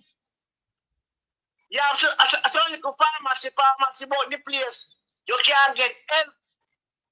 Right? And you only you see, say the God hand upon you. You see how God gave you rope to run and you know. You saw God is kept them touch him clickle. You see? Because everything you do to it, you are going to get it back in 100 pounds. No matter what you do, you can't win. Time come you to win. Look again, uno spend money and say uno get man I do thinking about police and drop out the ceiling and put up the woman picnic what he wanted. And the Almighty God make him take it in SD boy would have dead. I don't say I don't have strategy, I don't have this, I don't have that. I don't know, make sure I put on see the right thing and the right picture and before I put out it. Could I kill off the woman to pick me? And no apologize to him. But God, that young man, him and his family might get some legal advice and do the right thing. Do the right thing and do not labor right out here. Ordinary people we can't buy chicken back. You know, look. One time feel like this is stop, look and listen and learn. And this person when yes, Sweeney. This platform is for everybody, but when you come over here with things that make sure you have the evidence like Byron did. When you think Byron tough, you have evidence to back you. Amen. So nobody can tell you about no fool. So you come back and call the PGA thief, throw away PGA thief, and make the chips live where it falls. And if not, you learn. Amen. And take heed. Nobody over here now, everybody over here working people and professional people. We have other things to do. And give we the Jamaican people a precious time to educate we. So make we sit down, listen and learn. Right? And my brothers and sisters, word as I tell every night, word cannot express the gratitude of what you are doing for us, because we and we picnic and to all his cost push I say man do it fish back. And right now we can't buy fish back. We can't buy fish back over $600 pound for fish back. We can't buy it. Right? And to all is wicked. And to all is because of money. Where they run him, mighty God, from 1962 till now, 60th year. And but the lady their name, I was not trying to Pamela. I was not trying to take out. You can see it in the parliament. I was trying to take out the suit to themselves. Whenever you sleep when night come, 2 of Hamilton, let me call you out. Oh, the hall we are going to the JLP party.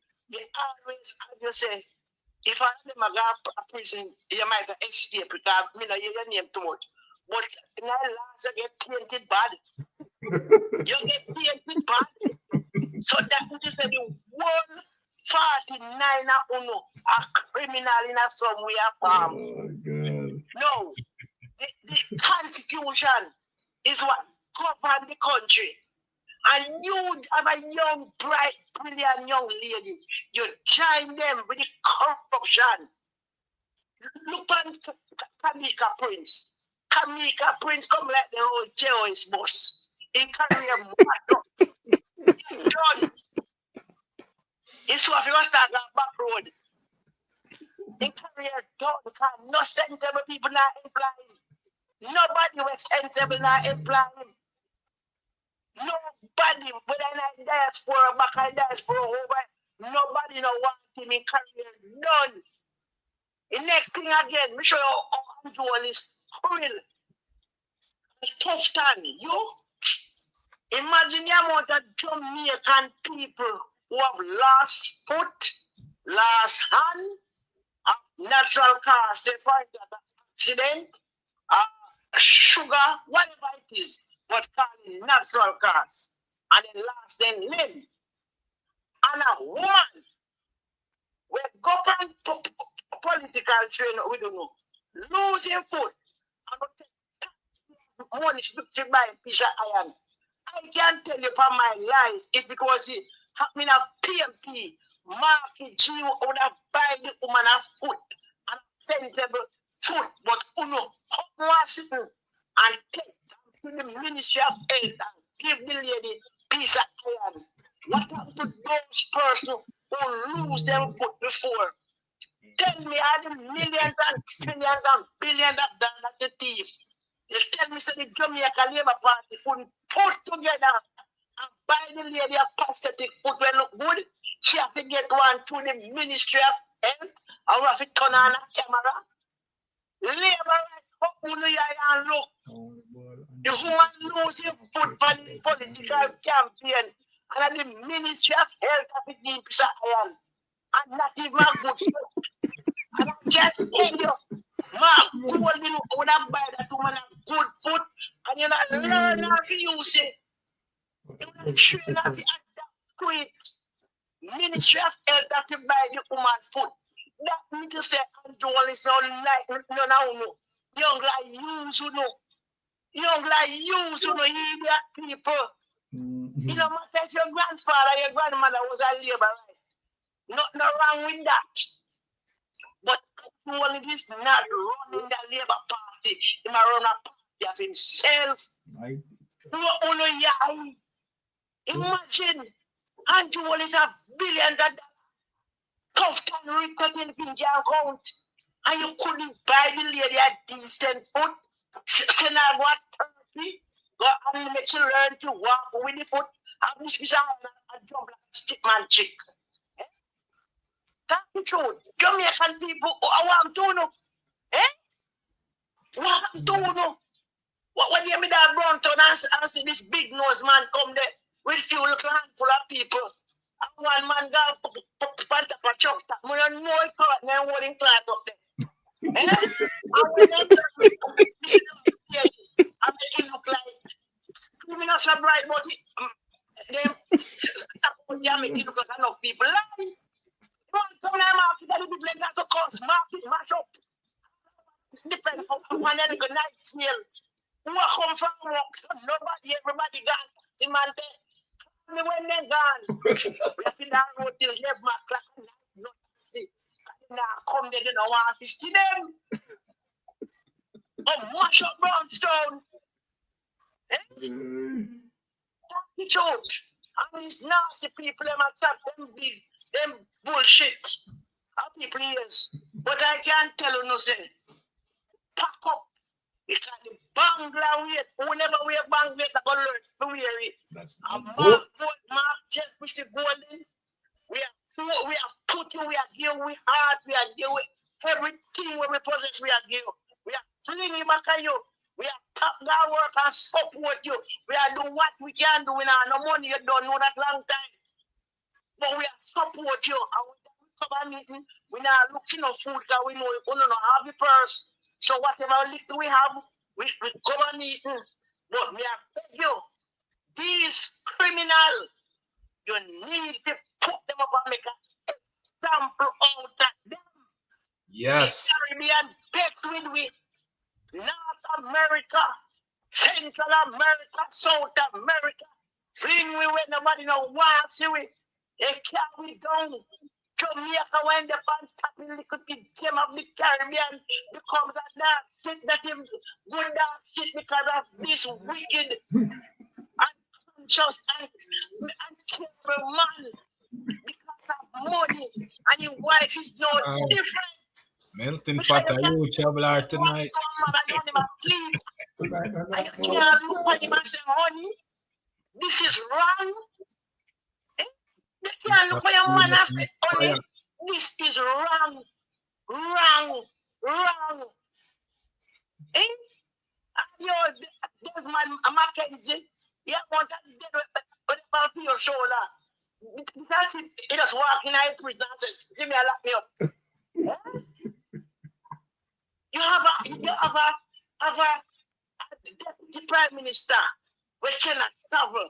I learned one thing from Alpha Loans on shore. When the place and you're gonna catch me up. When the minister Singapore. Government minister in take a trip with Singapore. and when they come back, they lock him up. Oh, you can be a prime minister and you are embedded with so much business people. That's corruption. Everywhere you go, you have businessman. Businessman that's up. Businessman that's up. Businessman over there. Eh? One to your minister them.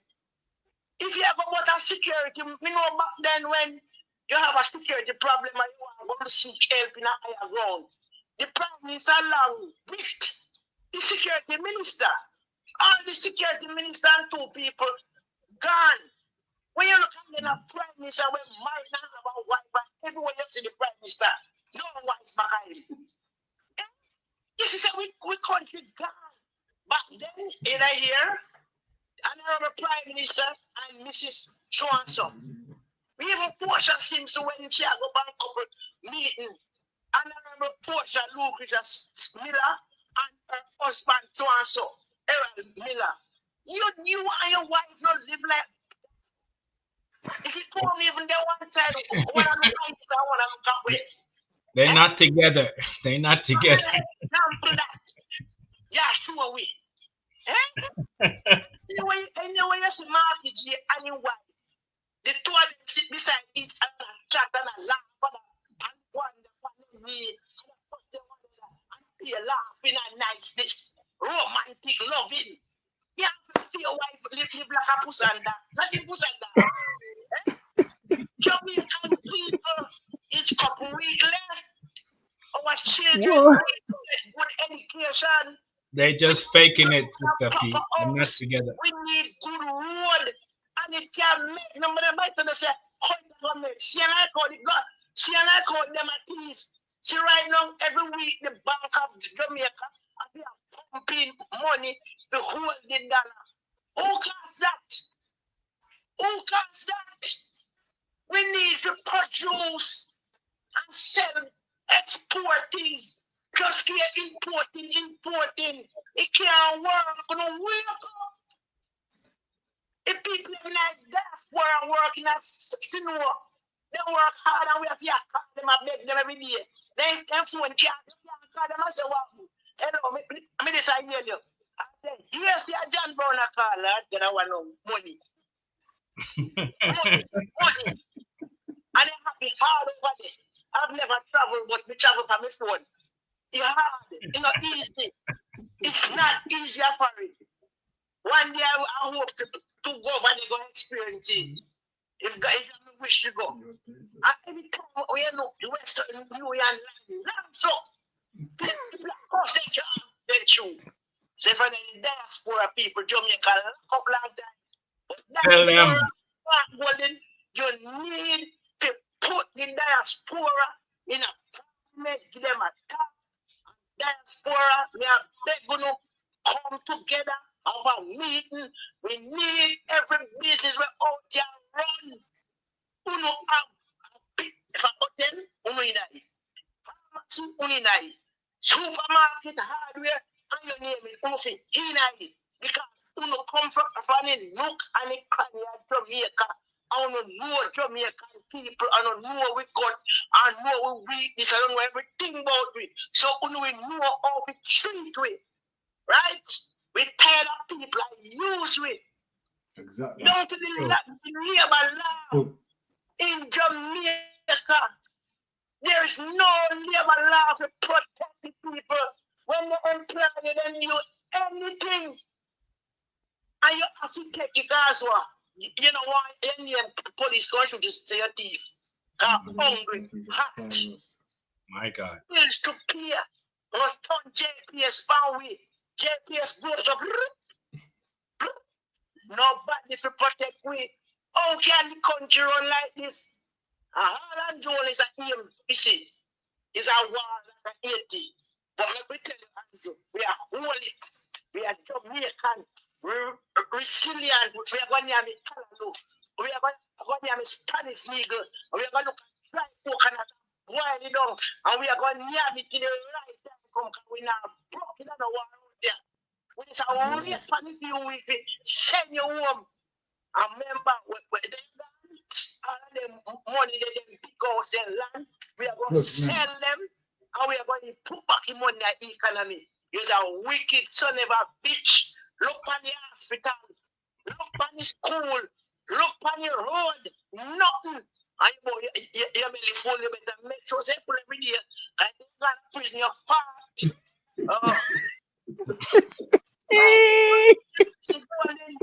We need the Jamaican people. I'm going to tell you something. You are going to win, and you're going to win landslide.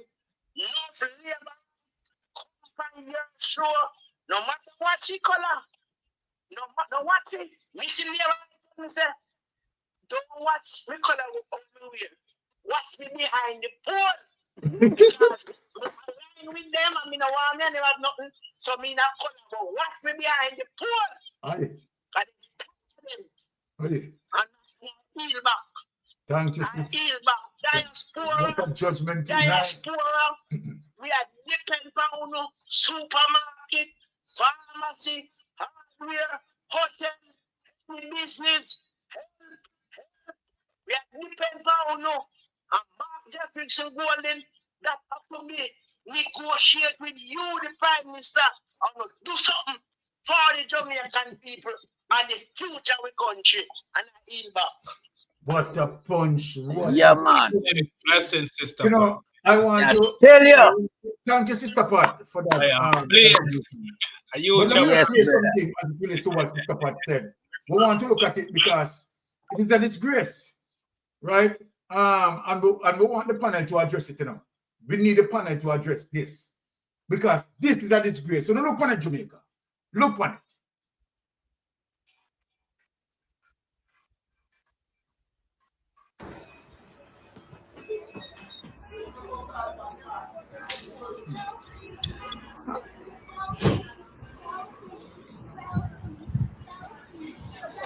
Today, I went into Horton's pharmacy with my hat, right? All I had on is my hat.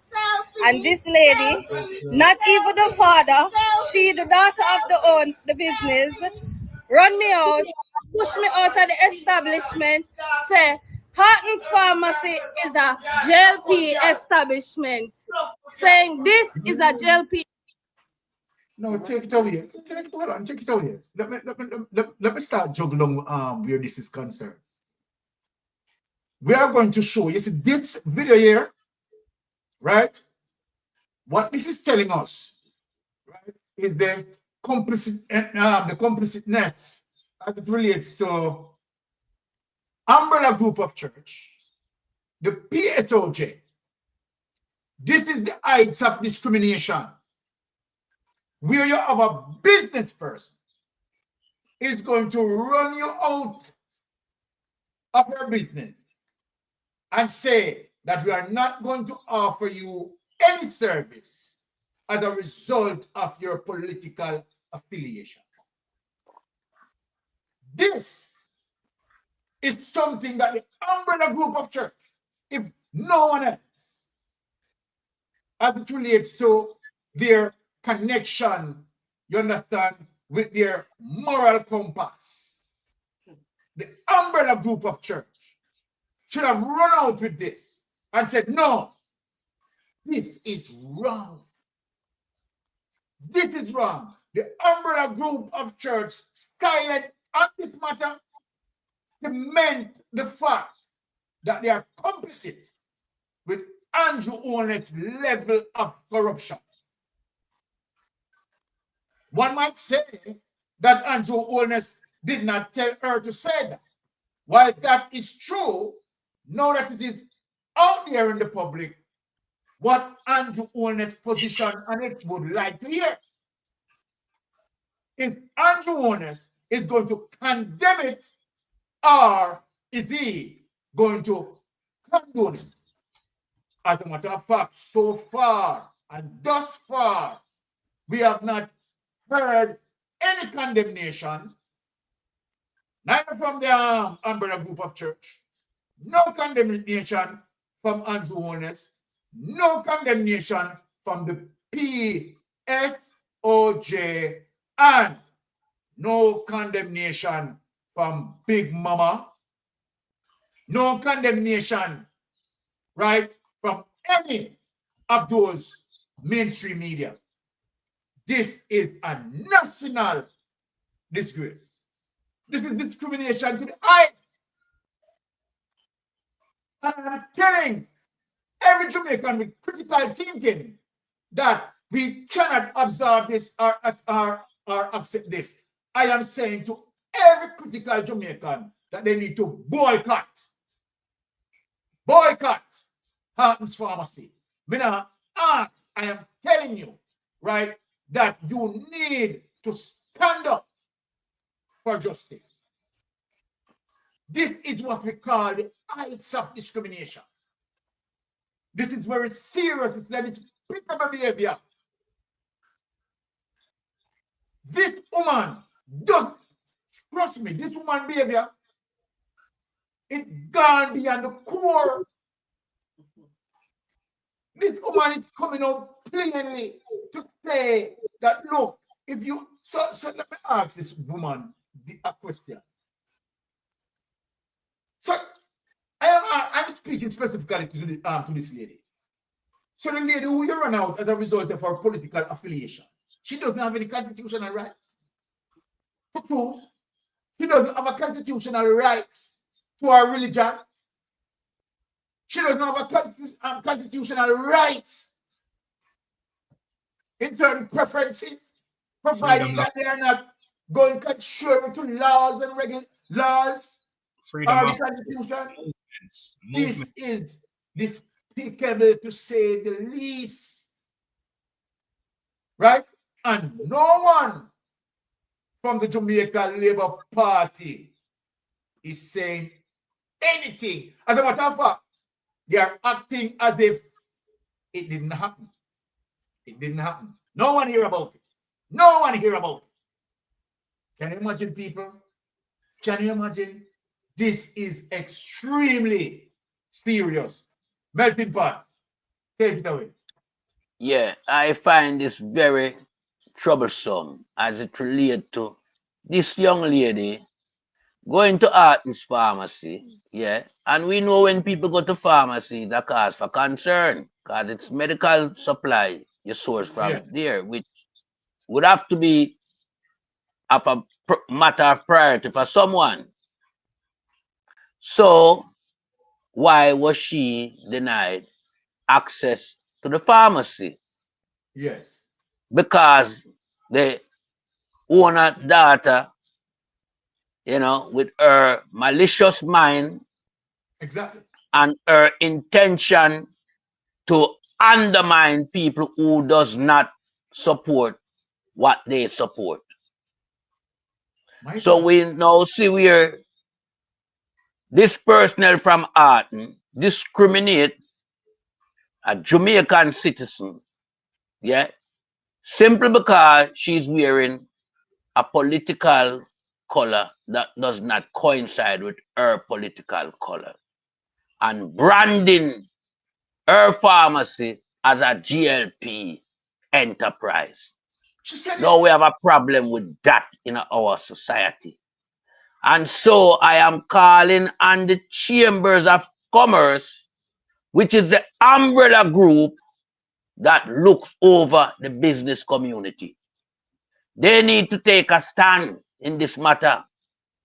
I am also calling on the member of parliament, because I know Andrew Holness, him don't like to, solve problem as a leader for the country.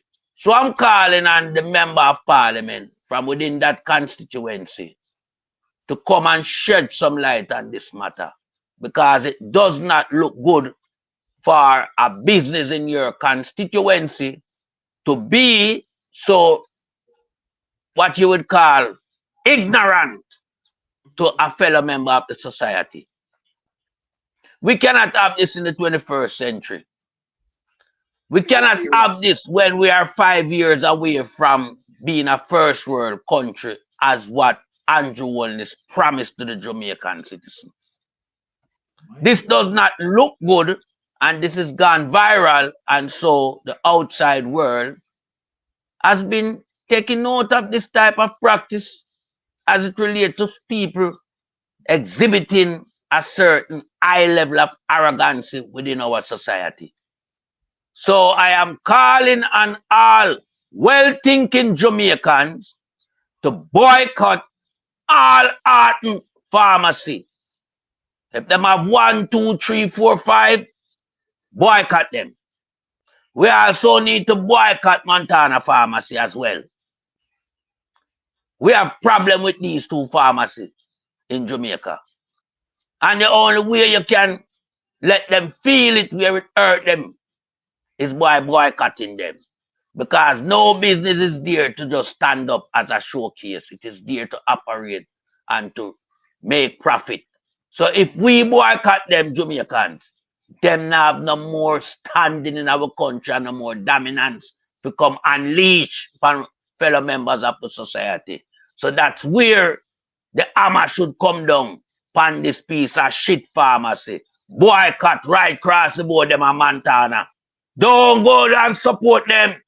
Don't take the money we want to send from the diaspora and spend it with these nasty, corrupted pharmacists in Jamaica. Because most of the money we're spending on these pharmacies are from the diaspora. Because poor little people in Jamaica can't find the high cost for pharmaceutical product in Jamaica. So the lack of respect that this nasty woman from within art and pharmacies that is trying to belittle a fellow Jamaican citizen by using political motivated factor, we're not having it. And I yield back the floor to another member. All right, let me say something to Melting Pot and the panel and Jamaica at large who are listening to me. Why this is extremely serious, I am going to create a scenario right now why this is very serious. What if it is in the case of this person needs its medication to save her life? Think of it, people. I want you to think of how serious this is. What if, right, that she went there to purchase a medication because she dire need for that? That lady would have run her away and maybe cause her death to deny that service to her because of her political affiliation. And you are going to tell me that mainstream media doesn't see this? You are going to tell me that umbrella group of churches don't see this? You are going to say to me that PSOJ doesn't see something wrong with this? What if this is a situation where it's a medical crisis as it relates to the medication to save her life? This woman would allow her to die, refusing to tell her the medication that she needs to save her life. What if it was a situation like that? And because of her political affiliation, should have denied that. Come in, Sister Pigs. Let me hear what you have to say. Okay, Sir Byron. First of all, I would like you to know that I saw another video from the female, the daughter of the owner, who was doing the attacking in that video behind her and jeering her.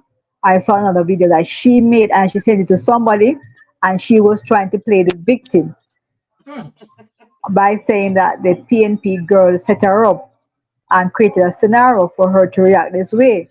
But in that video, I heard the same lady, the GLP lady, talking about how what kind of car the other lady drive and her family drive what kind of car, and utter discriminated language was used towards the lady before she came out. So what we saw was the end of the conversation or the reaction between both of them. Yes. What I have to say about this, is this.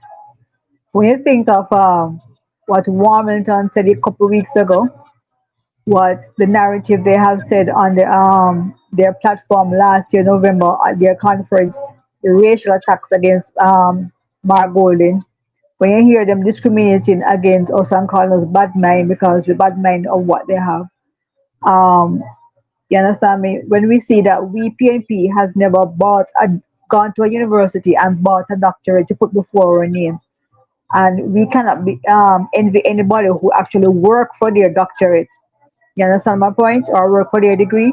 So we can't bad mind and for those little things. So when them have this thing that this thought process in their head space that we PNP bad mind them, as Mark said a week ago, we have good minds. PNP have good minds towards them, but they don't know. You see, when somebody is used to being abused, we have any sort of human being that has been abused for many years or used to abuse, and someone come and start to show them love, they don't know love. So how I look at it, labor rights don't know love. And when you think of the fact that we live in a society now where all of our government owned medical centers, from clinics to hospitals, right? They cannot provide the medication that is needed to our society. And most people, I said this about 2 shows ago or 3 shows ago, where my friend went to the clinic, right? Got his prescription and has to go to a private pharmacy to fill his prescription. And as Uncle Baron said, maybe it could be something more urgent, like people who have asthma, who need that medication right away, right? For whatever reason, she went in there, even to buy a pencil or to buy a pack of chewing gum. She should not refuse service because of her hat. She was wearing a PAP hat into an establishment. And when you see the thought process of how silly season, how silly they are, sometimes you have to wonder sometimes if if the labor rights fell off the bed too much, when they were babies, or something like that happened, or they had some brain damage, maybe when they were coming out of their mother, oxygen did not go to their brain. Because I can't understand how humans can treat and mistreat another person like this. The how I see how they behave, I don't understand it. I'm not used to it. I live in Jamaica. I'm not used to people treating people like that because I have a business and I have both. I take it doesn't matter your political or your religion. You're a customer. You're a customer. You understand me? You're a Jamaican, foreigner, whatever, wherever you are. You're not a human being. When you come to ask for my service, I give it to you. It's your money. I give you the service, my professional and politeness. But I don't understand. This is complete nonsense to me. Her behavior is just it's just nonsense, and this reflects badly on how they behave, from the leader, come straight down to all the 49 of them over there. That is how their thought process is. That's where the level of mentality is. That's where I don't know. As I say, it takes Jamaica Labour Party needs another War 21 for themselves. I can't, That's where I reach with them, you know. That's why I don't really debate with them or have a conversation with them about politics because their thought process, I can't reach that level. We can't get to the level where we can understand their thought process. I use it for Exactly. somebody else. All right. Pastor Ricky, you are going to close us out tonight because that is the last video that we are displaying. So, Pastor Ricky, take the floor. You will be closing out the program tonight. Go ahead, Pastor Ricky. Yeah. Thank you, Sir Byron, Lady Anne Marie, Sir Melton Pot, Lady Pinks. I agree with everything. The truth of the matter, Sir Byron, Lady Pinks, Sir Melton Pot, and everyone in the chat, I blame the Prime Minister for these behaviors. He came out 2 weeks ago and says that they must go and interrupt the protest, the first protest. And he specifically said people must protest in the market and protest on their job. This is this lady place of employment where she is working. And so you have a customer coming there and this lady reacts in a negative, unprofessional, out of characteristic behavior and manner because the person that came in the store is a different political affiliation. And so what the Prime Minister said, they must protest. This is her way of protesting against a person that is not of the corrupt Jamaica Labour Party. And so I would say to my comrade sister, lawyer up. Your civil rights was violated. Your human rights was violated. And your constitutional rights was violated in terms of freedom of movement. You have the ability, the right in Jamaica. Everybody in Jamaica have the right of freedom of movement. Go anywhere you want to go without any restrictions or limitations or being prohibited. And so you were humiliated and violated, and you need to get a lawyer and sue the crap out of this pharmacy. Let me tell you this, in America, a first world country, America is imperfect, okay? We had our differences from the 60s to the civil rights eras coming down to even Obama time. And in America, when any establishment of business discriminate against a fellow person in America, everybody boycott that business, and that business lose money and possibly go bankrupt if they don't get a bank loan. This company or this business in Jamaica needs to be boycotted. The time has come, Sir Byron and Sir Melton Pot, Lady Pinks, Lady Anne Marie, everybody in the chat, for us to stop depending on the civil society to come out and speak. They can't. The truth is, they see the corruption, the criminality, the wickedness, the evil, but they're intimidated. Many of them are in the Prime Minister's pocket. They've been bought and sold. They sold themselves to the devil. And it's a waste of time calling on these people who are corrupt to come out and speak out about the atrocities and the austerities that is being demonstrated daily in Jamaica to the Jamaican people who are innocent and they're victims of what this government has done to them.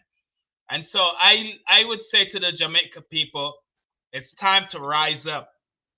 It's time to boycott businesses and some of these Chinese wholesale that treat customers wrong and bawl after them and tell them to come out of them store. Don't go back to them place. There's many other options. Start support the corner shop them. Going at the market. You know, I was in Jamaica last year, and I don't like to talk about what I do for people because it's private between me, them, and the Lord. But I've filled prescriptions for people in Jamaica because they couldn't afford it. No disrespect. And the reason why they normally say, Pastor Ricky, I normally just buy half of the supply. I can't afford 30-day supply. But I thank you that you paid for 30-day supply. That's how bad it is in Jamaica. People can't afford to fulfill 30-day supply prescription. And they must fulfill half of it because them don't have the money. and pray that when the 14-day run out, them have enough to go back to get another 14-day balance. That's a crying shame. And here's this young lady going into an establishment to make a purchase, which is going to generate revenue for that place of establishment. But the arrogance and the ignorance, like the prime minister and his criminal party, they don't think logically to say, come out of my business. Because I heard another tape too, like Lady Pink said. There's another tape with the lady, what she said at the end, that video you played at the end of everything. I heard the tape of while she was in the store, what the lady was saying to her to come out, she a labor right. Them no, I mean, she a PMP. This is a labor right. Someone send it to you, Pastor Ricky. Teresa, send it to your phone. Say that again. Teresa, send it to your phone. It is in your phone right now. Oh yeah, I can't. I'm on a roll right now. I'll look at it later. Thank you, sis. So I forgot what I was saying. But basically, you know, everyone who goes into business to generate profits and revenues. Nobody goes into business to take a loss or to break even. Now, what this lady has done in her stupidity is going to cause a backlash on her place of business, because this has gone viral. And what the criminal, incompetent prime minister don't understand, words matter. And as a leader of a country, you have to be careful of what you say out of your mouth, because you are inspiring businesses now to react negatively to PMP supporters based upon what you said 2 weeks ago, that people must protest in the market, people must protest in the business. Those are his words that he can't take back. We have it on video. Inciting violence against the people that he swore to take an oath to protect and to serve. But because he's guilty of a criminal crime and he got called out on it in his cover-up and try to deceive his supporters, tell them to go out and protest, and then protest at the market and protest in their business. That means any PMP people come around them, showing an anger against them, on a protest against them. That's how it came across to me and a whole lot of people. So we blame the prime minister, and he now needs to take responsibility, because him in a hiding. Whenever them get exposed, them got hide for a couple of days and for be a 9-day wonder. Him need to come out and be a man and come out and condemn what the lady do to this poor shopper that came in her establishment. Not only him, but the Minister of Labor, because there's labor law violations that took place. That's why I said she needs to get a lawyer and lawyer up and sue the crap out of them. Me like her, but I get a lawyer from foreign and sue them in US dollars. 100,000 US dollars would I sue them for. Trust me. When we're done with them bankrupt. You know, hey, you see them people, yeah, some wicked people, you know. On a can't play softball with this prime minister and them criminal government, you know. On have to deal with them in some hardball situation. I tell you now. Because the atrocities what them do to the Jamaican people. The prime minister tried turn people upon people, you know, for create violence. And so when you see this lady act out, how would the prime minister tell her to do? That's what she's carrying out. She listened to the orders and she's active on the orders. So now people in Jamaica take matters in on their own and peacefully and boycott them business places where we're treating them like dog. A fool in the country. Food and neighbor string cut in a Jamaica and buried in a Jamaica on a Jamaican born citizens. No Chinese in America can deal with any American them here. Arrest woolly for protest. Black Lives Matter would be the first one for run out. I'm telling you, America changing, you know. Because certain things that used to happen in America can't go on again. Because people wake up and that need for happening in Jamaica. And in America, them sue quick. So people at Jamaica wanna get law, man. On the constitution rights are being violated every day.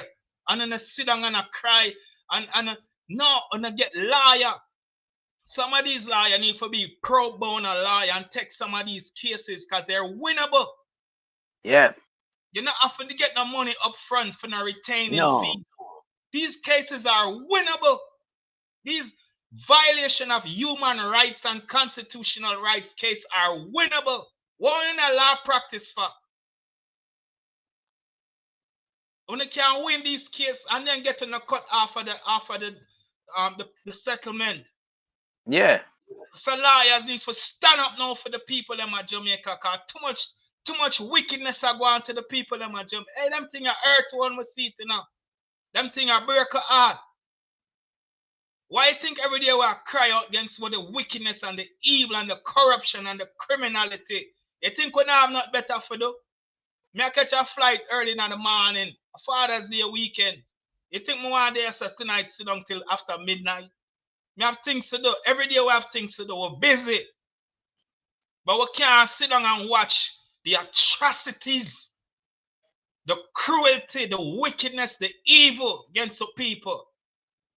And on one last point, some on a GLP supporter, they need to wake up, you know. I'm telling you the truth. Because we not defend a man who's a criminal, who live in a $300 million US mansion on a big hill. I look down upon who are suffering in the ghetto and send police to come kill in a picnic. And a brag boss tell them to send them go see them maker. Like a something great him do. I'm telling you, you know, no for a GLP supporter now suffer, you know. On a can't pay a light bill on a thief light. No for now call people are foreign on a GLP supporter and a beg money, you know. No for no can't pay for grocery, you know. No for no can't pay for medication. GLP supporter me I talk to right now, you know.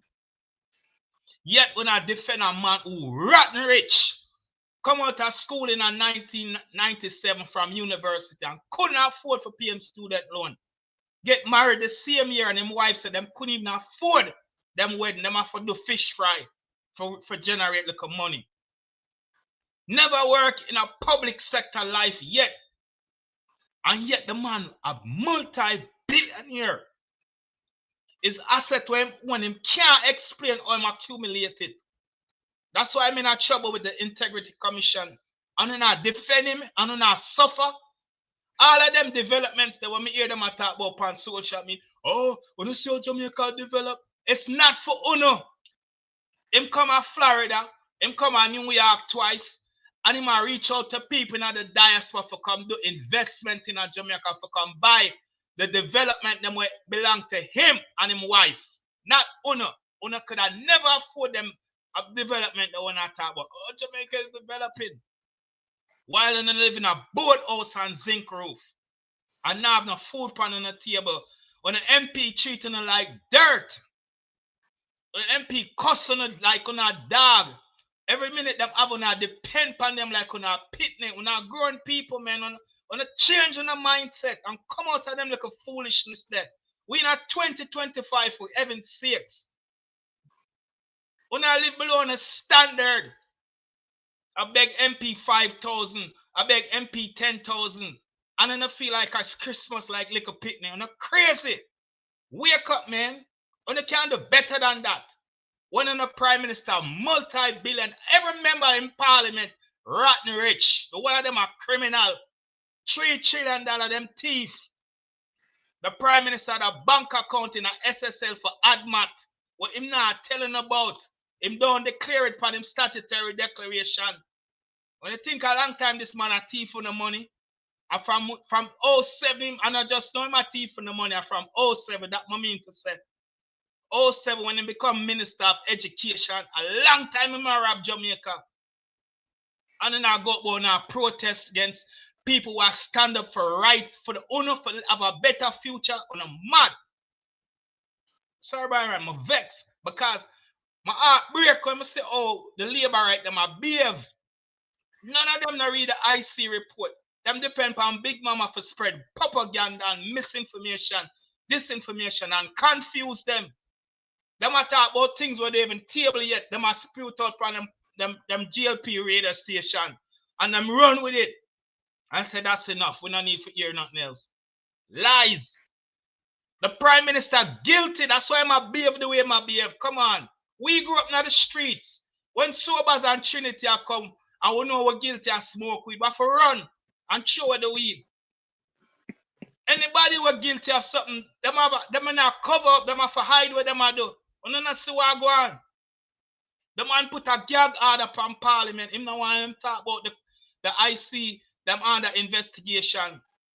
Him carry the IC to court, 28 remedies, and the judge choke and reject 25 of them for judicial review. Then him put him friend Dennis Chung, who's not liable, who's not qualified for all the position, which will plunge Jamaica deeper on the corruption perception index as the worst corrupt nation in the world. FIT is a conglomerate of Edmund, a huge financial investigational body worldwide. Interpol is another group. None of them now gonna recognize Jamaica right now because of this man appointment of him friend for try to save him. But if him think Dennis Chung gonna save him, a sad mistake. He miscalculate. Anybody that talk about him a chess player, him is an idiot. Him not know nothing about playing chess. He miscalculate again. What I do, I go expose him and it I go overthrow him. And then I run out now about remove the Auditor General. Afraid. Come on, Jamaica, now wake up. We don't see what go on. The man guilty as daylight. A prison him a go. So all who are cover for him, on a aid and a bet a criminal, and then I go get caught up in the conspiracy for cover up a crime. And nothing I go to prison because of the Prime Minister. Because when I never say no to him, when I turn yes man and yes woman and indulge in yourself in criminality and betray Jamaica land we love. What on a criminal in the Jamaica Labour Party. And all our supporters who are suffer and I talk about him are the best. The man is not the best or the worst of the worst. On a better wake up. And I thank God for my comrade leader Mark Golin. Because any of him did sign that RCR document there. Jamaica done. On a lose on a sovereignty. On a lose on a privacy. On a lose on a freedom. On a day I see what this pride. Enough only need for prayer for discerning of spirit. So God can reveal what go on. Because on a blind. And I need for wake up. Every week we are telling the truth. We are put up documents. We are put up video. We are put up them own words. We are showing a proof of what we are talking about. All them are talking about we bad mind. And them can't substantiate what we are saying. Because them know a true we are talking. Them send out them minions. Them communication fools. We compromise for compound people platform for try for distract you know. Block them, don't make them company on the platform come distract on the audience because when them do that, on the audience forget what I teach and I focus on them. Brethren, right now, I have a flight for catch, but my heart grieve for Jamaica, my heart hurting for Jamaica. This is not Jamaica where we grew up in. It's sad that we have a criminal government and rob the people them. 4.5 billion in a SSL gone. Contributions of taxpayers earning gone. Them invest people money and thief the dividend and don't put back the money in the ministry them. Them money are criminal. And then I talk about them when I vote for them. The whole 49 of them need to lose them seat in a parliament. Them unworthy and unqualified for represent in politics. It's all about them. Councillor Joy said it's so eloquent, which is music to a prosecutor's ears. Them sit down there for 8 years and fill them crowd. Though them are go after Mayor Swaby because them want back the KSMAC so badly because that was the epitome of them corruption, the center of them corruption. That was the corruption hall till Mayor Swaby come in and take over the reins. Them are panic. Them don't know what to do. Gotta beat them through social media. Everything that I get exposed, I gotta beat them every day. Gotta use the People's National Party for beat them every day. When I think gotta sleep, You know how much I want and prayer go up to God for what them do to Uno? And when God a move, when I talk about are the best prime, they are the worst prime minister. But me I tell you the last point, watch what's gonna happen after the People's National Party take the reign of government. Them can't stop it, them can't block it. God already overthrew them. Mark Jefferson Golden and the People's National Party is destined by the power of the living God to take the reign of government. And Comrade Leader Mark Golden will love you and appreciate you, but God is going to hold you accountable if you do not prosecute these criminals for what them do to the people of Jamaica, because he has heard their cries and he has seen their tears of what this government has done for the last 10 years. So, Comrade Leader Mark Golden, you're walking in a big, huge shoes right now. But the Lord is with you. But you're going to have to do what God wants you to do. Put friendship aside. Put all of the acquaintances aside and parliamentarian buddies where you have aside. Hold them accountable, because if you don't, you have to set an example so this never happen again in the future of Jamaica. And we love you. We not disrespect your common leader, but God is going to hold you accountable if you do not do what is right. Because me hear some people talk about, oh, you can't lock them up. The devil is a liar. Nobody's above the law in Jamaica. Lock them up. Them a criminal, the whole of them. And tell them, say, me, sister, we're not afraid of none of them. Make them bring them liar. We have liar too, and we know liar. Well, guided by the Constitution and the rule of law. That when our liars speak, earthquake happen. And we can file suit against them too in a federal court before a federal judge. And the burden of proof will be on them. So all them are run on and try to intimidate people. Them don't know who them are play with. We is a different breed. A foreign will live. And a Jamaica will live where them can try to intimidate we and shut you down and buy we out. Them can't even buy we out from foreign. We don't need them money. Because Jamaica money have no value outside of Jamaica. No disrespect. And the truth, look on the currency. 160 to 1. What can that buy in America? What can $100 Jamaica buy in America? Nothing. Absolutely nothing. But economy strong. When the dollar decline, come on, man, no wake up. Sorry for the time, Sir Byron, but no worry about that. Cause me have got close off with a little tune called Love and Hate, you know, a rendition from Dennis Brown. Love and hate can never be friends. Oh no. Oh no. Here I come. Here I come with love and not hatred. Surely goodness and mercy shall follow I all the days of our life. There'd be no one who wished to be with no evil man. My God. 'Cause there comes a day when you'll be free by the Father's hand. Oh, live across the children. Oh yes. Oh, live up roots, children. Oh, my head is anointed and my cup runneth over. Yeah. Surely goodness and mercy shall follow I all the days of our life. Power for the people. Power for the people. Power for the people. Marky G for the people. Lock them up. And let me say, as it relates to the panel tonight, for every Tuesday and Friday, you will hear from none other than our Lady Spinks Green. Articulate, you understand, and powerful. Of course, a Pastor Ricky, you understand, with the prayers and the message. You see, and silent river run deep.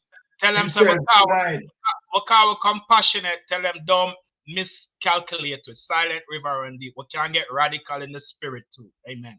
All right. And I tell you something that, of course, Pastor Ricky deliver. Yeah, man. And a melting pot.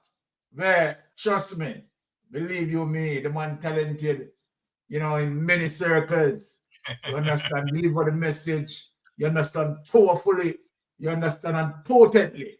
You understand? Melting pot, big up yourself. But most of all, we want to say big thanks to all the listeners who will listen to us, continue to listen to us, right, and continue to energize us. Without you, there wouldn't be any of us, you understand, who carry on the message from the vibes that we are getting from you. So most of all, we want to say big thanks to all of our listeners, right? We are going to end here tonight and tune in Tuesday when with Dr. We have let me see his name again. Honey, let me get Russell, that. Dr. Russell. Yeah, we have Dr. Russell here with us. So tune in, people, right? We will have an interaction with Dr. Russell. I want to say, Pinks, big thanks. Pastor Ricky, bless myself. Melting pot, yo, trust me, turn up a thing. Blessings. Blessing as Much love and blessing. We link up. Happy Father's Day, Sir Byron. Happy Father's Day, Sir Melting Pot. Happy Father's Day, Pastor Ricky. again in the chat. Blessings. And safe journey, Pastor Ricky. Safe journey. Yeah, man. Yeah, man. All right. Yeah, Good night, everybody. Lady, blessings.